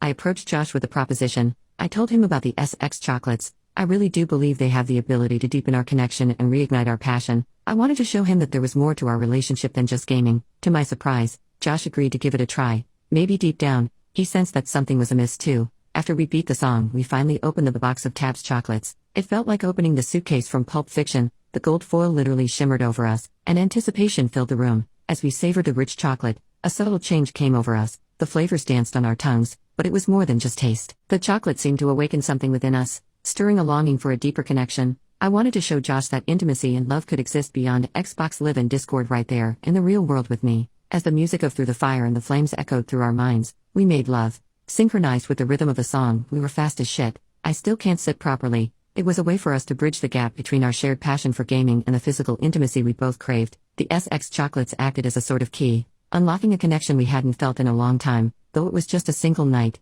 it planted a seed of change within us. I thought it made Josh realize that our relationship needed attention and nurturing, but instead he bought more SX chocolate flavors, and honestly, I'm not mad. The intercourse goes hard. Am I the a-hole for not allowing my brother to bring his boyfriend to my wedding? I'm about to tie the knot with an amazing woman in a week, and I'm really looking forward to becoming her husband. We're both super excited. My brother is gay, but only my parents and I know about it.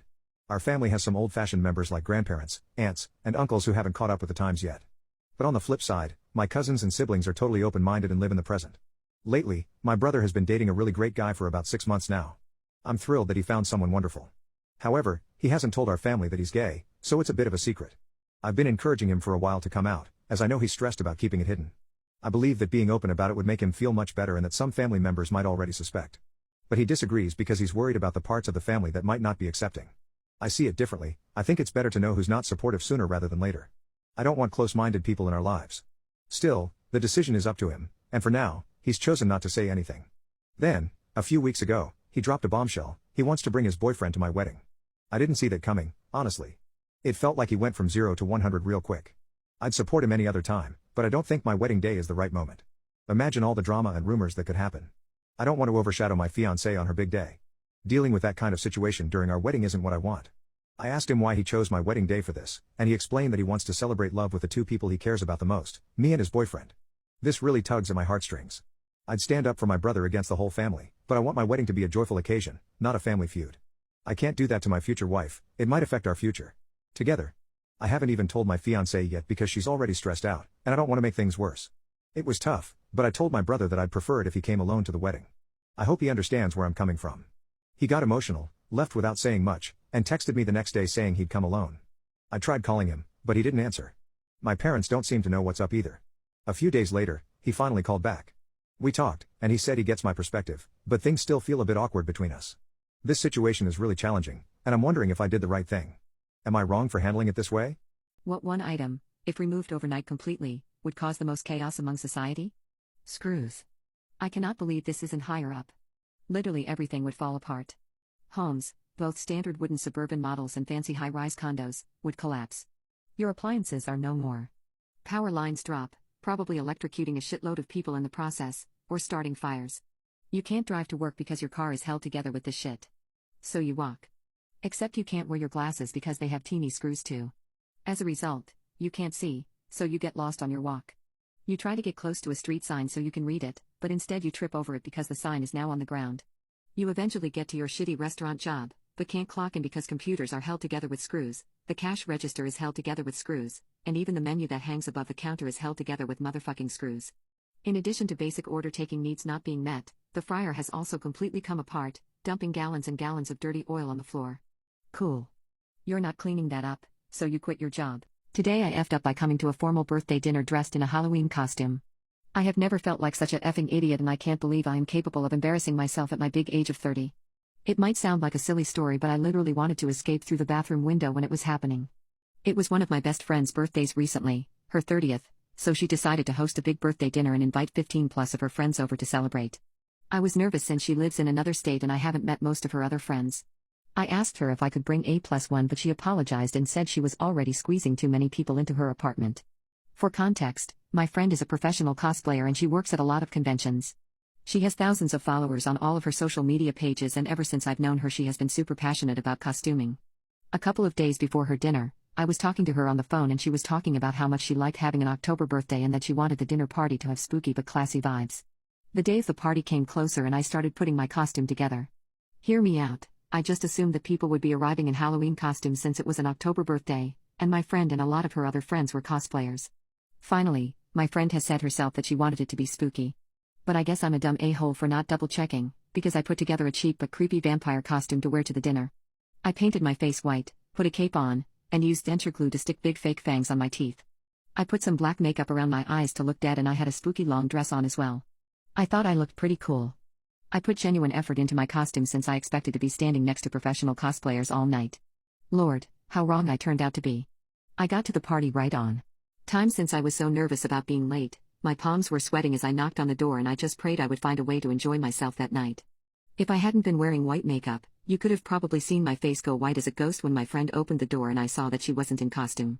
There were a couple of guests behind her mingling and none of them were in costume. My friend gave me a little giggle as she saw me, but quickly apologized for not being clear about the dress code.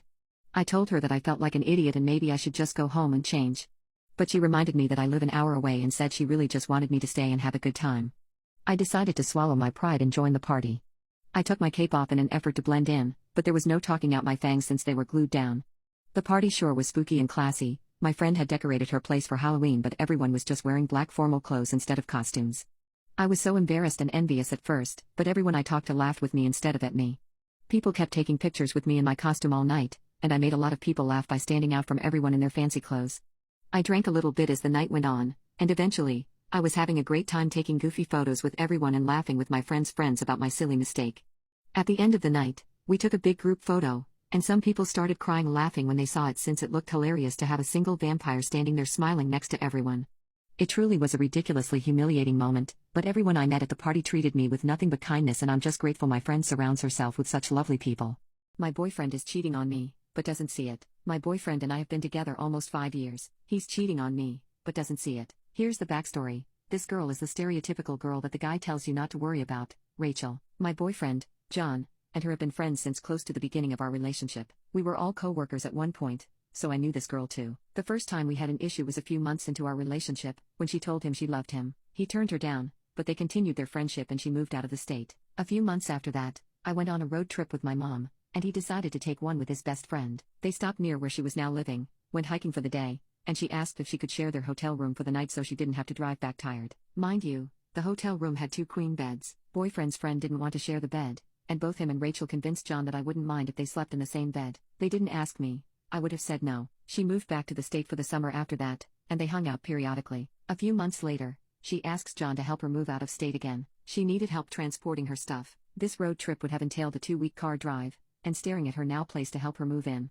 John asked me if I would mind if he went. I said I would. I didn't want him to go, and would consider that inappropriate. He got mad, but respected my wish. Things were good and quiet for a while, until she moved back a few months ago. It started at the gym. She joined the one we go to. John and I work out on different splits, but at the same time in the mornings. She started following his workout split, and joining in when they were close. Then she started flirting and touching him. I had a conversation with him about how uncomfortable that made me, and how I would like him to set boundaries with her. I didn't want to tell him to cut her off completely, mostly because he thought ultimatums like that were toxic girl behavior, so I let them continue, thinking he would talk to her. The touching and flirting continued and worsened, and I learned later that he had never talked to her about those boundaries. It went from just at the gym, to hanging out at her house. My family isn't in the picture, and I know he craves the attention and love that comes with a family like hers. So he started going more often, stopped asking me if he could go, stopped even telling me he was going and started lying about it, telling me he was with friends, or picking up food. I can see his location, so I know when he's over there. I started getting paranoid, and started checking his location every time he didn't respond to a text, or Snapchat.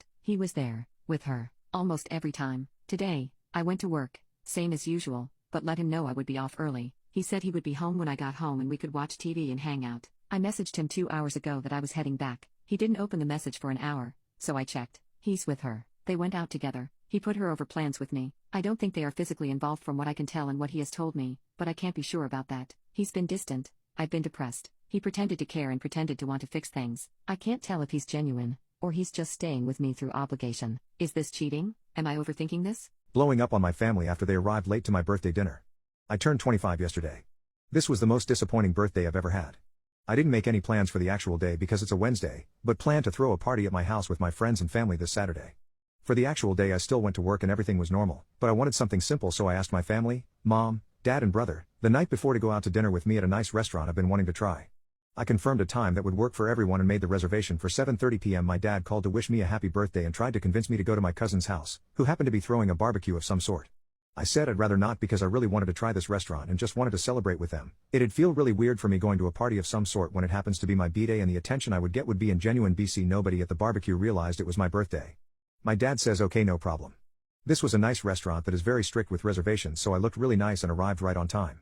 My mom, who has not acknowledged it was my birthday, calls me and says her and my dad are still at the house and need to shower and get ready, but my brother is on the way to meet me there, so we should order appetizers.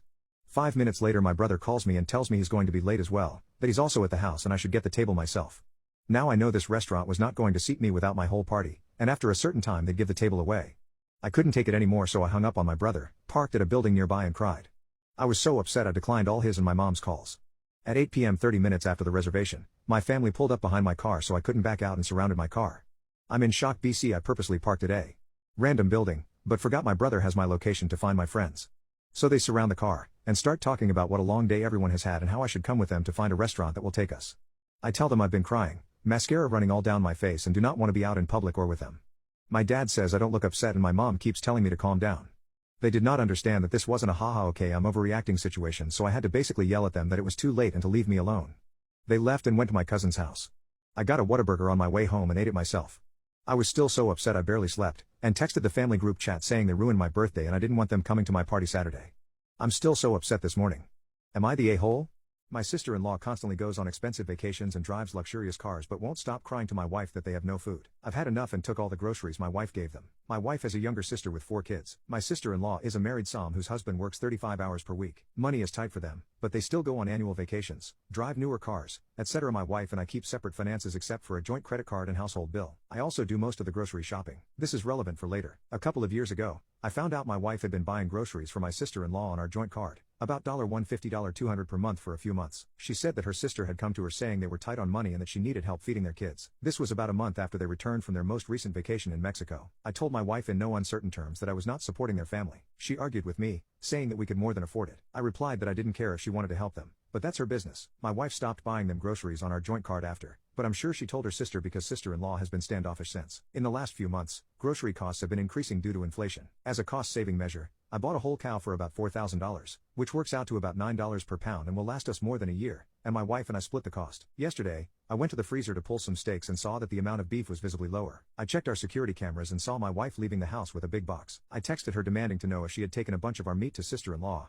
and she replied yes. I drove to their house and knocked on her door. When sister-in-law answered, I told her I was returning what my wife had brought over. Sister-in-law protested, saying I was taking food from her kid's mouth, but I said I didn't care. She already had one roast in the oven. I went to their freezer, and they had about 40 to 50 pounds of ground beef, steaks, and roasts from our cow, including a couple of prime rib roasts. I grabbed it all except the roast in the oven and drove home. My wife yelled at me, saying she couldn't believe how selfish I was and that sister-in-law called her crying. She also said she paid half of it to do whatever she liked. I yelled back, saying you don't get to decide to give away anything we pay for together, and said she acted like a sneak thief for doing it behind my back. My wife is still angry at me and says she won't speak to me until I apologize to her sister, return the meat that I took back, and apologize for calling her a thief. Update: I apologized to my wife for calling her a thief and that I would apologize to her sister for going to her house in a huff and upsetting her, but I said I wouldn't apologize for taking back the meat we paid for jointly. I laid it all out and said my position on me not buying groceries for their family hadn't changed. I said her husband only works 3 days a week, 12-hour shifts, and if they're struggling for food, he needs to pick up more shifts. I also said taking vacations and having new cars is a luxury they can't afford if I have to pitch in to pay for their food. As some of you suggested,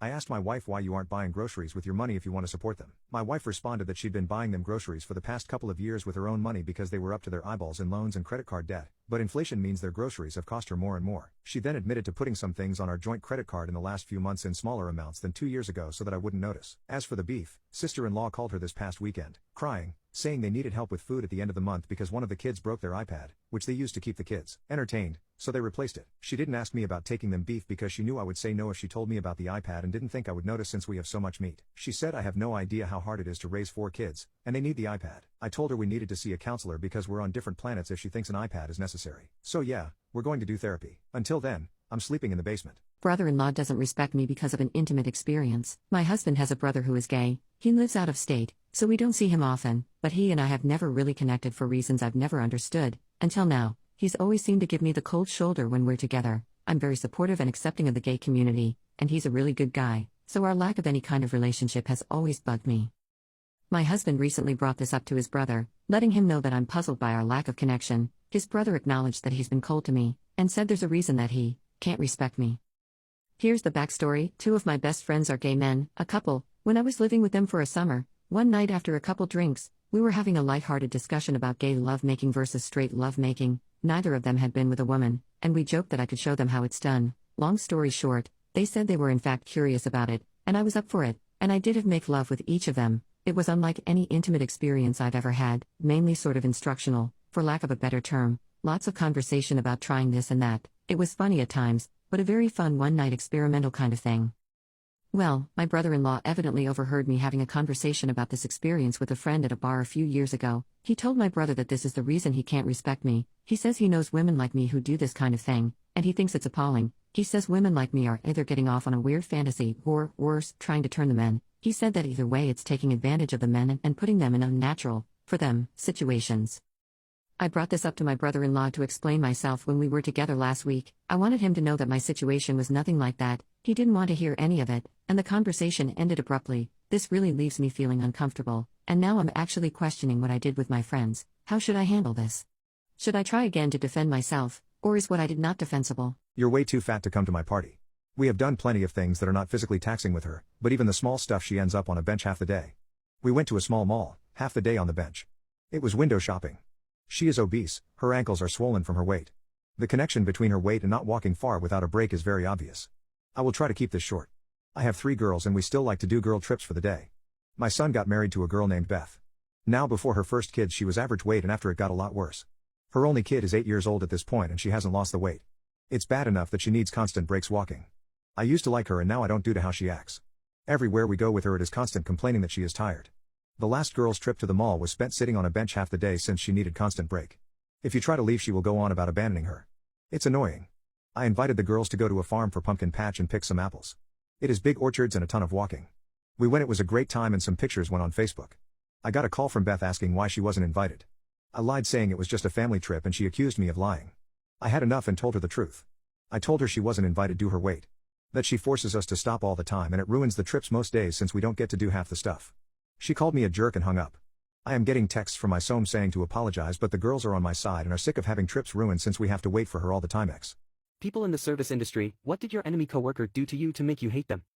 When I was a baby drag queen, I worked at a beach bar named Rico's and I thought I was hot poop. The reality was I was a mess until one big-backed queen took me under her wing and helped me fly. When I first started working my tats were fresh, I had a cute little eyebrow piercing and I was young and doing what I loved while living by the beach. It had been my dream to perform, so even though I went on at 7 and performed in the direct sunlight for 3 years honey, I could never walk away from my dream but as much as I love drag, baby, it's heavy, it's a lot. When I step out there not only do I have a pound of face and body makeup on, but I got pads, tights, and my pee-pee taped up between my cheeks. My body is already going through it under all that, and I can't have cheap sunscreen staining my costumes. So the longer I performed under the sun at Rico's, the more wrinkled and red I became, and it didn't take long until I couldn't ignore all the damage I'd done to myself. All the hours I had spent spinning around in direct UV had given me fresh wrinkles, faded tattoos, and hands drier than a Popeye's biscuit. The day I realized I couldn't read my mom's name tattooed on my arm anymore, I broke down and started covering up. Overnight I went from my signature revealing bikinis and stallion fits to long-sleeve jumpsuits that reached the floor. I didn't feel like myself, and the tippers could immediately tell. I wasn't as flexible in all that fabric, so I had to pull my moves back and the beach crowd didn't seem to vibe with a stiff beach only showing her ankles. The crowd kept dwindling, but I couldn't lose any more of my precious tattoos, even if my downgraded look was costing me more tips every night. I was sure it was all over the day I had to perform to no one, literally no one watched my set. It was slow and the only people at the bar never even turned around to look at me. I still turned it out with tears in my eyes, but my dreams of being a success in drag were melting away in my hands,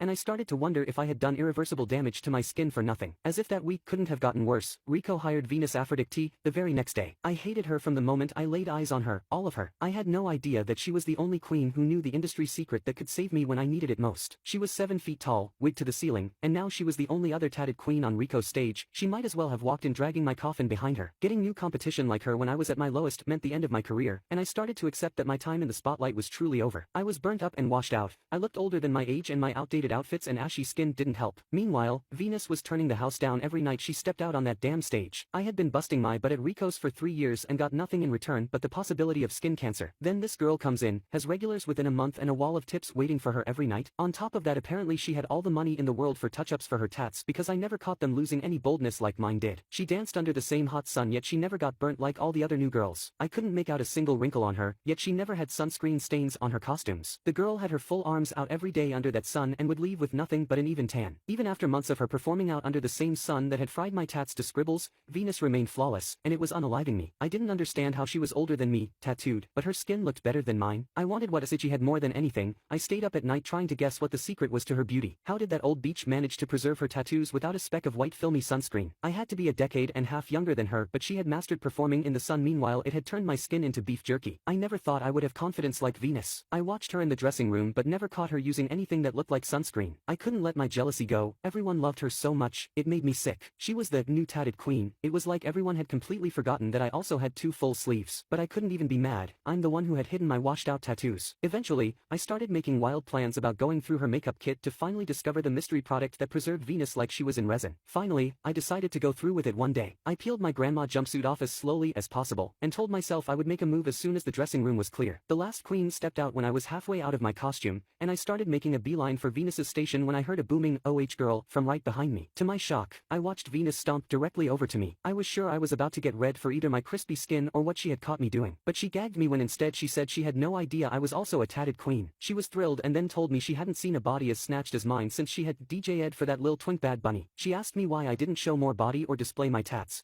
and I ended up telling her about all my sun damage and why I hated cheap sunscreen. I told her how I had tried to buy clear sunscreen in my early Rico days, but back then I was treating Grindr like Airbnb. I was not affording no $200 clear sunscreen. What Venus ended up revealing to me that night could have saved me months of skin damage and lost tips. Venus said she went through the same thing when she was a baby queen, and it had taken her years to find a solution that worked year-round. She then shot up and grabbed a tube of something called OrganoShield sunscreen from her station just for me. I felt awful for hating her, and I loved her for deciding not to gatekeep to a stranger. She said she loved this one since not only was it clear but it brought out the details in her tats, and absorbed quick enough that she could put it on right before she got on stage and get the most out of the long SPF. Suddenly everything clicked into place, and I realized it was clear gel sunscreen, so it would be 100% clear against both of our full sleeves instead of the white cast every other sunscreen me and the girls used. It must have been the secret to her success that I had made myself sick over, and here she was, putting it right into my hands and altering the course of my career forever. Venus became my first and only drag mother after that night. She took me shopping for new sexy outfits and reminded me every day to use the clear gel sunscreen before I performed. She pointed out that as the only two tatted queens at Ricos, we were a spectacle and people can never look away from a spectacle. She loved saying, "The crowd loves a freaky Latina beach." Venus told me she was gonna help me get mine at Ricos, and Miss Girl was not lying. She had me like Cadet Kelly up in that dressing room. Every night she made sure all my tats were completely covered in our trusted clear gel sunscreen, and taught me new numbers. About a month after I became Venus's drag daughter, my skin had completely healed up from the wreck it had been for years, and I was finally able to regain my golden tan with the help of Venus's little secret. Every morning before I got into drag for work, I spread out on the beach knowing my tats were protected, and Venus even surprised with an appointment to get my mom's name touched up. Venus had been 100% right. Just a little coat of my OrganoShield sunscreen right before I went on had made me the people's freaky Latina princess, and they loved me. I got all my tats redone with my new tip money now that I could finally preserve them in the sun. Plus showing more skin on stage eventually got me back in the gym, and soon enough I was looking like a perfect little hash brown again. I felt like a new woman, honey. The body, the ink, the tan were all looking right, and I had never looked or felt more sickening than I did since I started using that clear gel sunscreen. My tats were back and looking snatched and bolder every night now that I finally had a way to take care of them. I ditched all my old jumpsuits for sexy lil outfits again, and suddenly I was back to my high energy flexible self, and the crowd was growing and eating it up every night. Within a month I went from a beach who walked around in a circle looking like one of the Golden Girls to Rico's headlining beach bronze body queen. And mama, you know you've made it in drag when even straight guys can't take their eyes off you. Slutty outfits, bold tattoos to match my drag mother, white splits, and my golden tan came together to create my signature brand, and it had all started with Venus's tube of OrganoShield sunscreen. She constantly reminded me to take care of my largest organ, my skin, since it was the garden of my beauty. When Venus and I performed together, we played off each other's strengths and included acrobatics in our dances. Since I was smaller than Venus, she could pick me up, spin and flip me in the air, and the crowd ate it up every time. Whenever we did numbers where we mirrored each other down to the double cartwheels, we would leave a line at the stand-alone ATM and you could barely hear the music over the crowd losing their minds. Venus never wore little bikinis like me, and I usually ended up hogging most of the OrganoShield once I became known as a body queen. Since she was older, our looks always complemented but never outshined each other. Even though the ground shook when Venus walked into the room, she came into my life and gave me stability for the first time. When Rico decided to host a pageant at the end of the summer, of course she convinced me to compete in the bikini contest. The day of the pageant, Venus said that tonight everyone would see what she had always seen in me. She was the only person I looked at as the host placed that crown on my head. So remember, baby queens, bitter queens get broke, befriended queens get better. What's the most messed up thing you've eavesdropped?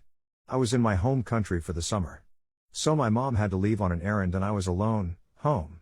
This was a very safe neighborhood, in a former Soviet country, a home complex that was packed like a honeycomb with apartments.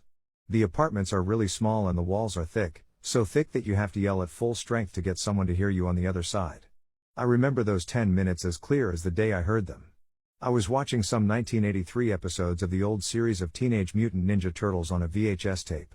Then I heard a loud thudding through the wall of my mom's apartment. I knew that it was the apartment of a drunkard and his family, a famous foul-mouthed one at that. I heard thudding. I paused the VHS. I put my ear up against the wall to hear better, and then I heard more thudding, which sounded like furniture being put together to barricade something. Turned out it was the front door. Then I heard someone knocking. More thudding. Then someone was pounding. More furniture thudding. Then I heard yelling. A man yelled. It was the drunkard, evidently. He must have been the one pounding, and must have used brute strength to break through the furniture barricade, which was arranged to block the door. "The F you doin'?" A woman answered him. She was his wife. "Protecting my babies from you, asshole. F you, I own you. Where's my kid?" I heard the bastard flunked his arithmetic quiz. "Where the F is he?" "At work, you sick F." "Why?" "He flunked it because you were too busy shit-facing yourself, and he had to work his ass off to put food on the table, you son of a b. Go the F away, and never come back. F you. Don't you dare touch me, go away, don't touch me." Then I heard gunshots. There were 5. Everybody knew the man was not only a drunkard, but a hunter too. He had a license to own a rifle. He last went hunting 5 years earlier. The drunkard wasn't dead.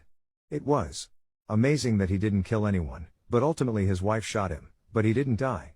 Not right away. He was shot in the hip, one leg with 2 shots, and his hand. Then I heard more thudding. Like a dull kind of thudding. Like you would hit a nail with a hammer. That was his wife swinging the rifle like a club, hitting his head until he died. That was some scary shit. I kept watching my Ninja Turtles VHS anyways, because I was more interested. When the police showed up to ask me questions about the murder, I lied and said that I took a nap. I played dumb with the whole thing. They didn't ask me anything else. There you have it. I heard a man die. I can't understand accents and now I'm suffering. I, 28F, am a white Midwesterner. I cannot fully understand accents that aren't Midwestern based. I'm not sure what to do because I'm starting to feel like a bad person. I used to work as a hostess in a restaurant where we'd, obviously, get all different kinds of people visiting. I had a family come in from somewhere in India, I think. This man had a wife and 2 lovely kids. He was apparently asking me if he could switch seats to a booth instead of a table. I asked him to repeat himself at least 5 times because I couldn't understand his accent. The man looked so blatantly discouraged. He obviously worked hard to learn a second language and I couldn't even process the words he was saying. I felt like a PP. I thought maybe he just had a thick accent and I'll get better at understanding people. No. I've gotten worse. I spoke with a woman recently who was from the South, USA, and she had a very country accent. I had no idea what the woman was saying to me and frankly just guessed. I was taking a full shot in the dark on responding to her because I was catching maybe every 4th word. My physical therapist is a woman from India as well and she has an accent. It's not very thick of an accent but it's still noticeable. I didn't realize how heavily I relied on reading lips until I couldn't. My physical therapist wears a mask to work so I never see the bottom half of her face. I have no problem with people wearing masks for any reason, but it's making my already dismal interpretation skills that much more difficult. I should add that medically, my hearing is fine. I don't have any sort of hearing condition that I know of and I don't suffer from tinnitus. I never really listen to much loud music and if I ever go to a loud movie or concert or something, I bring those little Loop brand earplugs with me so I can protect my hearing. I don't know what to do. It's kind of embarrassing at this point and I feel like a jerk. I don't want to make people feel bad for their accents. I don't know if this is a mental issue or if I'm just kinda dumb. Not sure if this matters but I think I suffer from face blindness too. Do you have any suggestions for conservative right-leaning hyperpop artists? I like the way the music sounds, but I feel alienated when they start singing about how gay they are. Not that I have anything wrong with that, because it's a free country, but if you know any hyperpop artists that sing about starting a business or something it wouldn't alienate me as much. Indifference at Dairy Queen. Does anyone else just not care? I want to share my experience working at a Dairy Queen and why, despite being underpaid, I take pride in my job. I used to be a shift leader and have been cross-trained in various roles, including cake decorating. However, my managers often exploit me during busy shifts, ignoring my empty displays and cake orders that need to be completed. Despite the challenges, I found a way to make a positive impact. Whenever I make blizzards, I purposefully add extra ingredients because it doesn't come out of my pocket, and it makes the customers happy. Previously, we received many complaints about our blizzards until I started measuring with my heart. If someone wants extra peanuts or more cheesecake pieces, I happily oblige without charging extra. Those combinations are fantastic, and I want the customers to enjoy their blizzards. However, if someone requests a bizarre combination like banana and pumpkin pie, I draw the line. I might even playfully fight them through the drive-thru window for suggesting such an abomination. Please, don't snitch on me. I genuinely enjoy my job, and my efforts haven't gone unnoticed by my manager.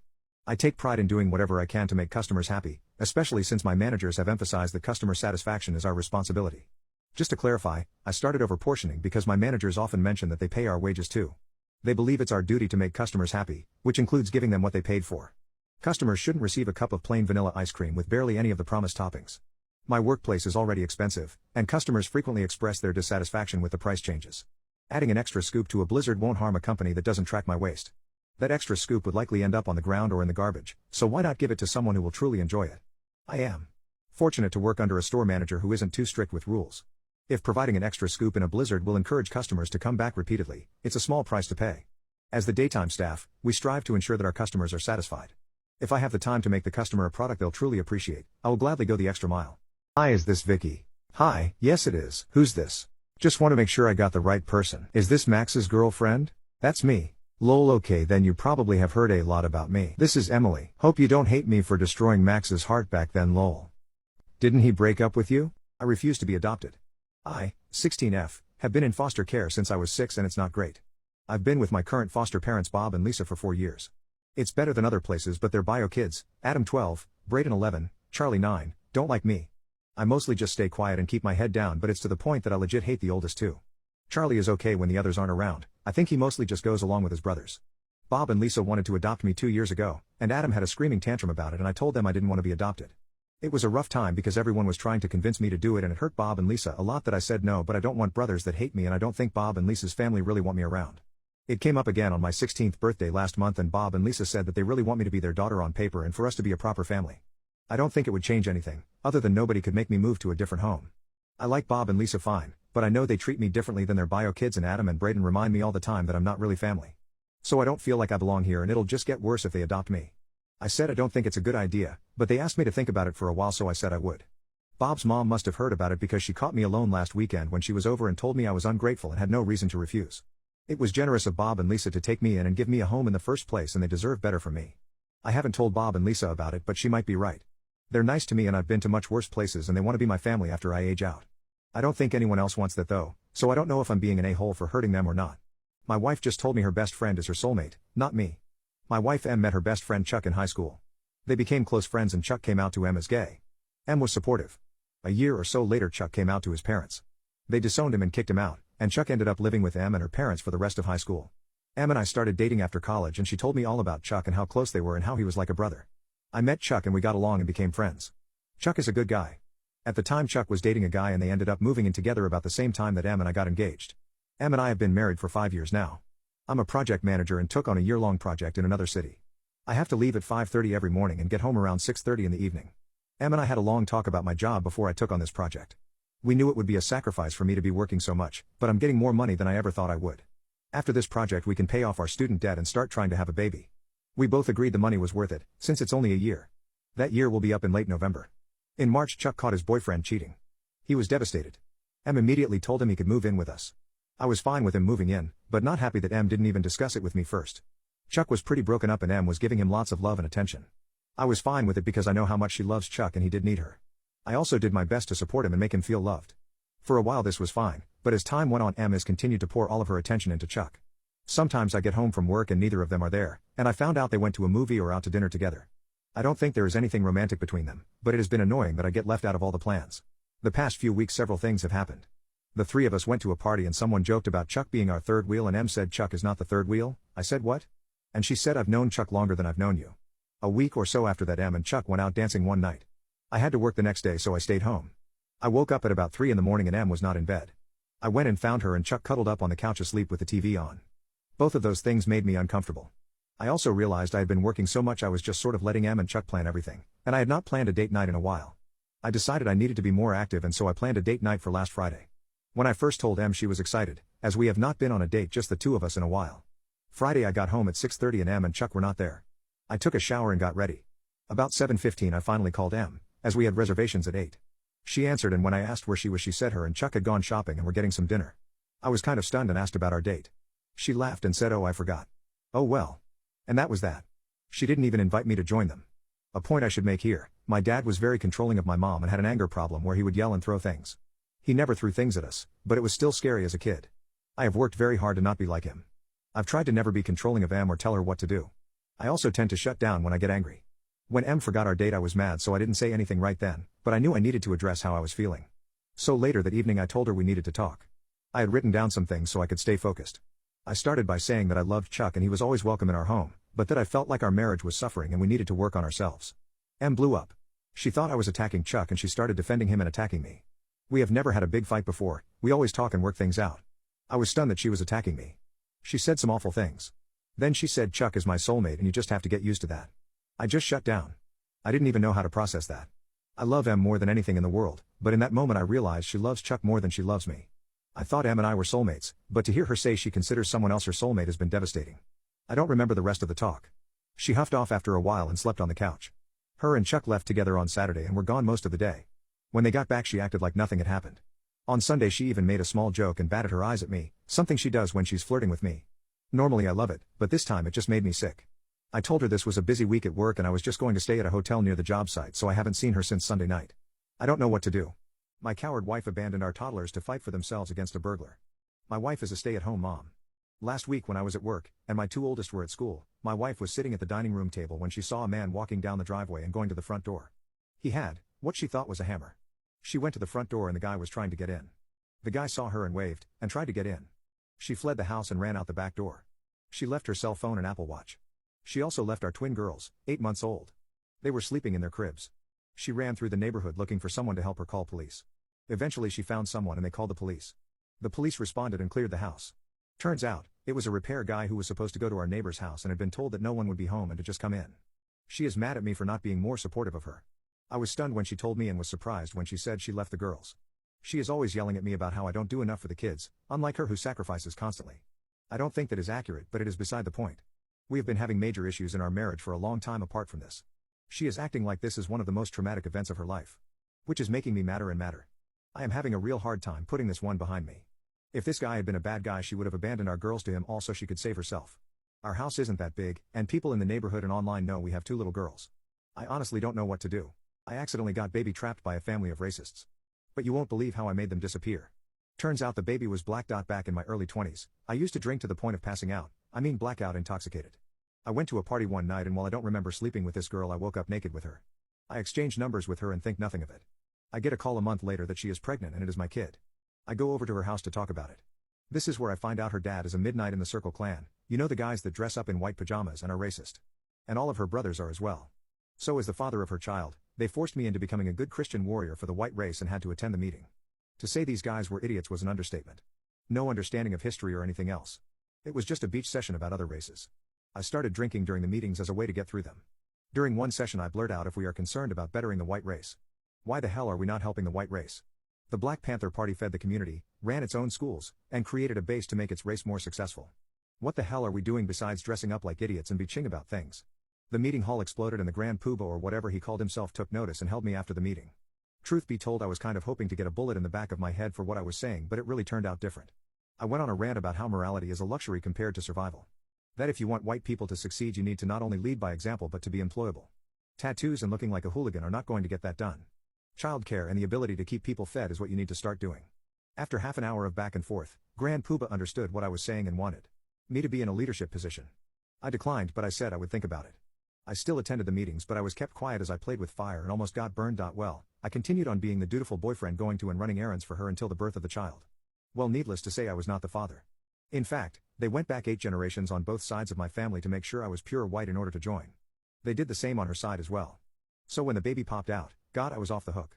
This racist family just had a black kid.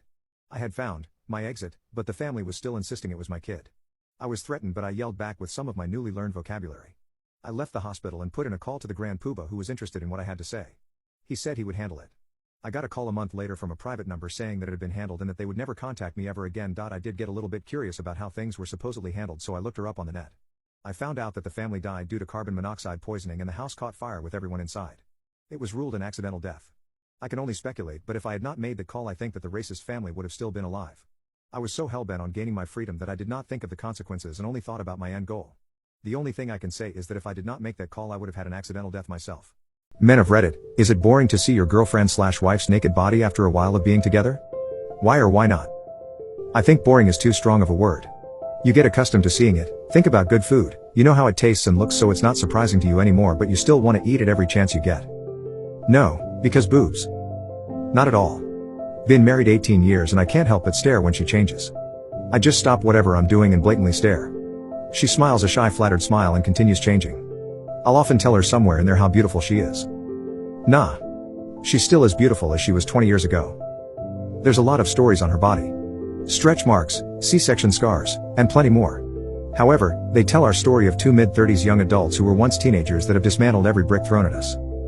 Married for 22, together for 23. Not even a little bit boring to see any part of her naked. Once I find something I like, I don't stop liking it. I've had oatmeal for breakfast almost every single day for 40 years and still talk about how good it is. Can you imagine how I feel about my wife? No, I just wish she believed me and would show it a little more. Have you ever had a coworker who lived a secret life? He wasn't really a coworker and I was in on the secret, but he led a double life nonetheless. So my friend and I were in high school together. We liked to smoke grass. The grass wasn't as cheap as we would like. One day he informed me that he had taken some seeds from a bag of grass and germinated them. A few months later, with some TLC, we were planting them out back in his yard. He was the one who took care of the yard and his mom never went out there. Shortly thereafter we picked a bud and enjoyed some homegrown. As I recall, it was 6 plants. Our little harvest probably saved us $100, so we saved up our money and bought some higher end grass. He grew at least a dozen plants off of what we had already plus what we purchased. We were rolling. Rather than buying grass to smoke, we were buying it for the seeds. Within 6 months we were able to support our own personal desires plus that of some friends. I don't know how many plants we were growing in his yard, but it was at least 2 or 3 dozen, probably more. So my friend wasn't the greatest student, but he was not stupid. He really got into the science of growing plants. This was pre-internet 80s. He read damn near every book in the high school library on botany and gardening. He went to local nurseries and asked questions. He learned how to cross-pollinate and splice. In less than a year he became a subject matter expert in growing plants. So we had a surplus. Growing plants isn't without its costs. He decided to sell. At first it was just a friend. Then those friends started selling a little bit of his product. He needed to expand. He was making a few hundred a month and he had a bag of seeds, so he rented an apartment. While I'm sure he wasn't the first to do hydroponics, we used to joke that he was a pioneer. With the help of a friend who was 18, he rented a 2-bedroom. We filled it wall to wall with grass. He was bringing in around $1,000 in profit after paying rent and utilities on the apartment. A year after that, our senior year in high school, he had 2 houses rented that he used as grow houses. This is where the double life kicks in. First off, only me and 1 or 2 other people knew what he was doing. He only sold directly to a handful of people. He never fronted products. He did almost all of the harvesting and packaging himself, although I pitched in a lot. So nobody at our school knew he was growing and selling thousands of dollars a month in grass. He drove the same Paw Celica he had driven his whole time in school. He still lived at home with his mom. He had a part-time job washing dishes. He used to say half the guys he worked with were probably his customers. He's pretty sure he smoked his own grass on the back dock after work. The reason he never spent the money is because he was afraid to. He didn't want to draw attention to himself. He couldn't put it in the bank, he couldn't invest it. He couldn't use it without drawing suspicion. He had thousands of dollars in suitcases in his grow houses. Then he had an idea to start a business. He started a lawn mowing business and made his customers his customers. And he did it legit. He got a small business license and an ad in the yellow pages. He had an 800 number. Everything was hunky-dory. He was able to account for his income. Now, slowly but surely, he trickled money into a bank account. He was laundering money. For the record, he didn't discover this on his own. He got the idea from reading a gangster novel. Then it happened. He got a call from someone who legitimately wanted their lawn mowed. So he took the gig. He knew 1T about gardening and whatnot. So he pulled some cash, bought some lawn equipment, and a cheap used truck and a trailer. So some elderly lady had one of the most successful drug dealers in our area mowing her lawn. We were 2 years out of school by now. I had gone off to join the army. His double life was in full swing. That first job led to another. Because it was really a front for his real business, he decided to charge the old lady a little less than what most lawn care people would charge. So he got popular fast. He eventually hired a few guys. He upgraded equipment, expanded his services, and hired more guys. As he earned more money through his lawn care business, he reduced the amount of effort he put into the grass, and he hired help. At this point, he had a payroll, so he put them on it. In a little less than a decade, he was completely legitimate. He had corporate contracts that included golf courses, municipal properties, and NHOA. Currently, he is a member of the local Chamber of Commerce, sponsors youth sports, and is a family man with 1 kid, a college graduate, 1 in school and 1 on the way. He still smokes pot.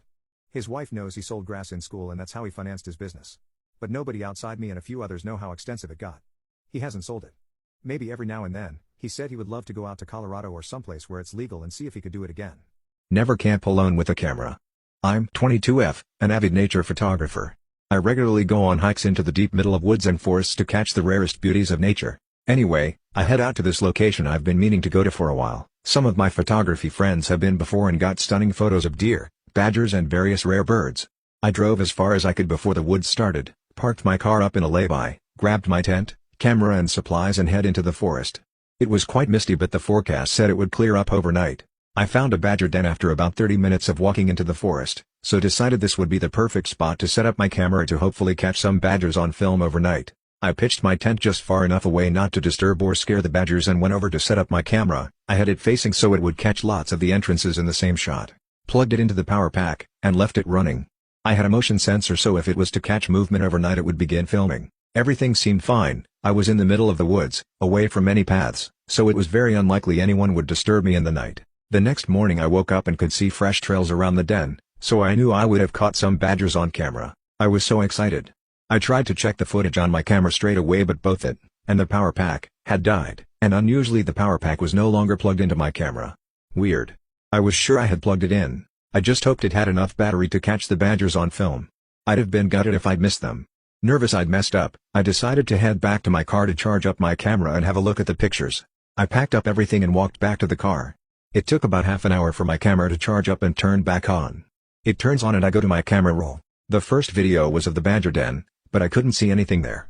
There must have been some movement to trigger the camera to begin recording but I couldn't see anything within the shot.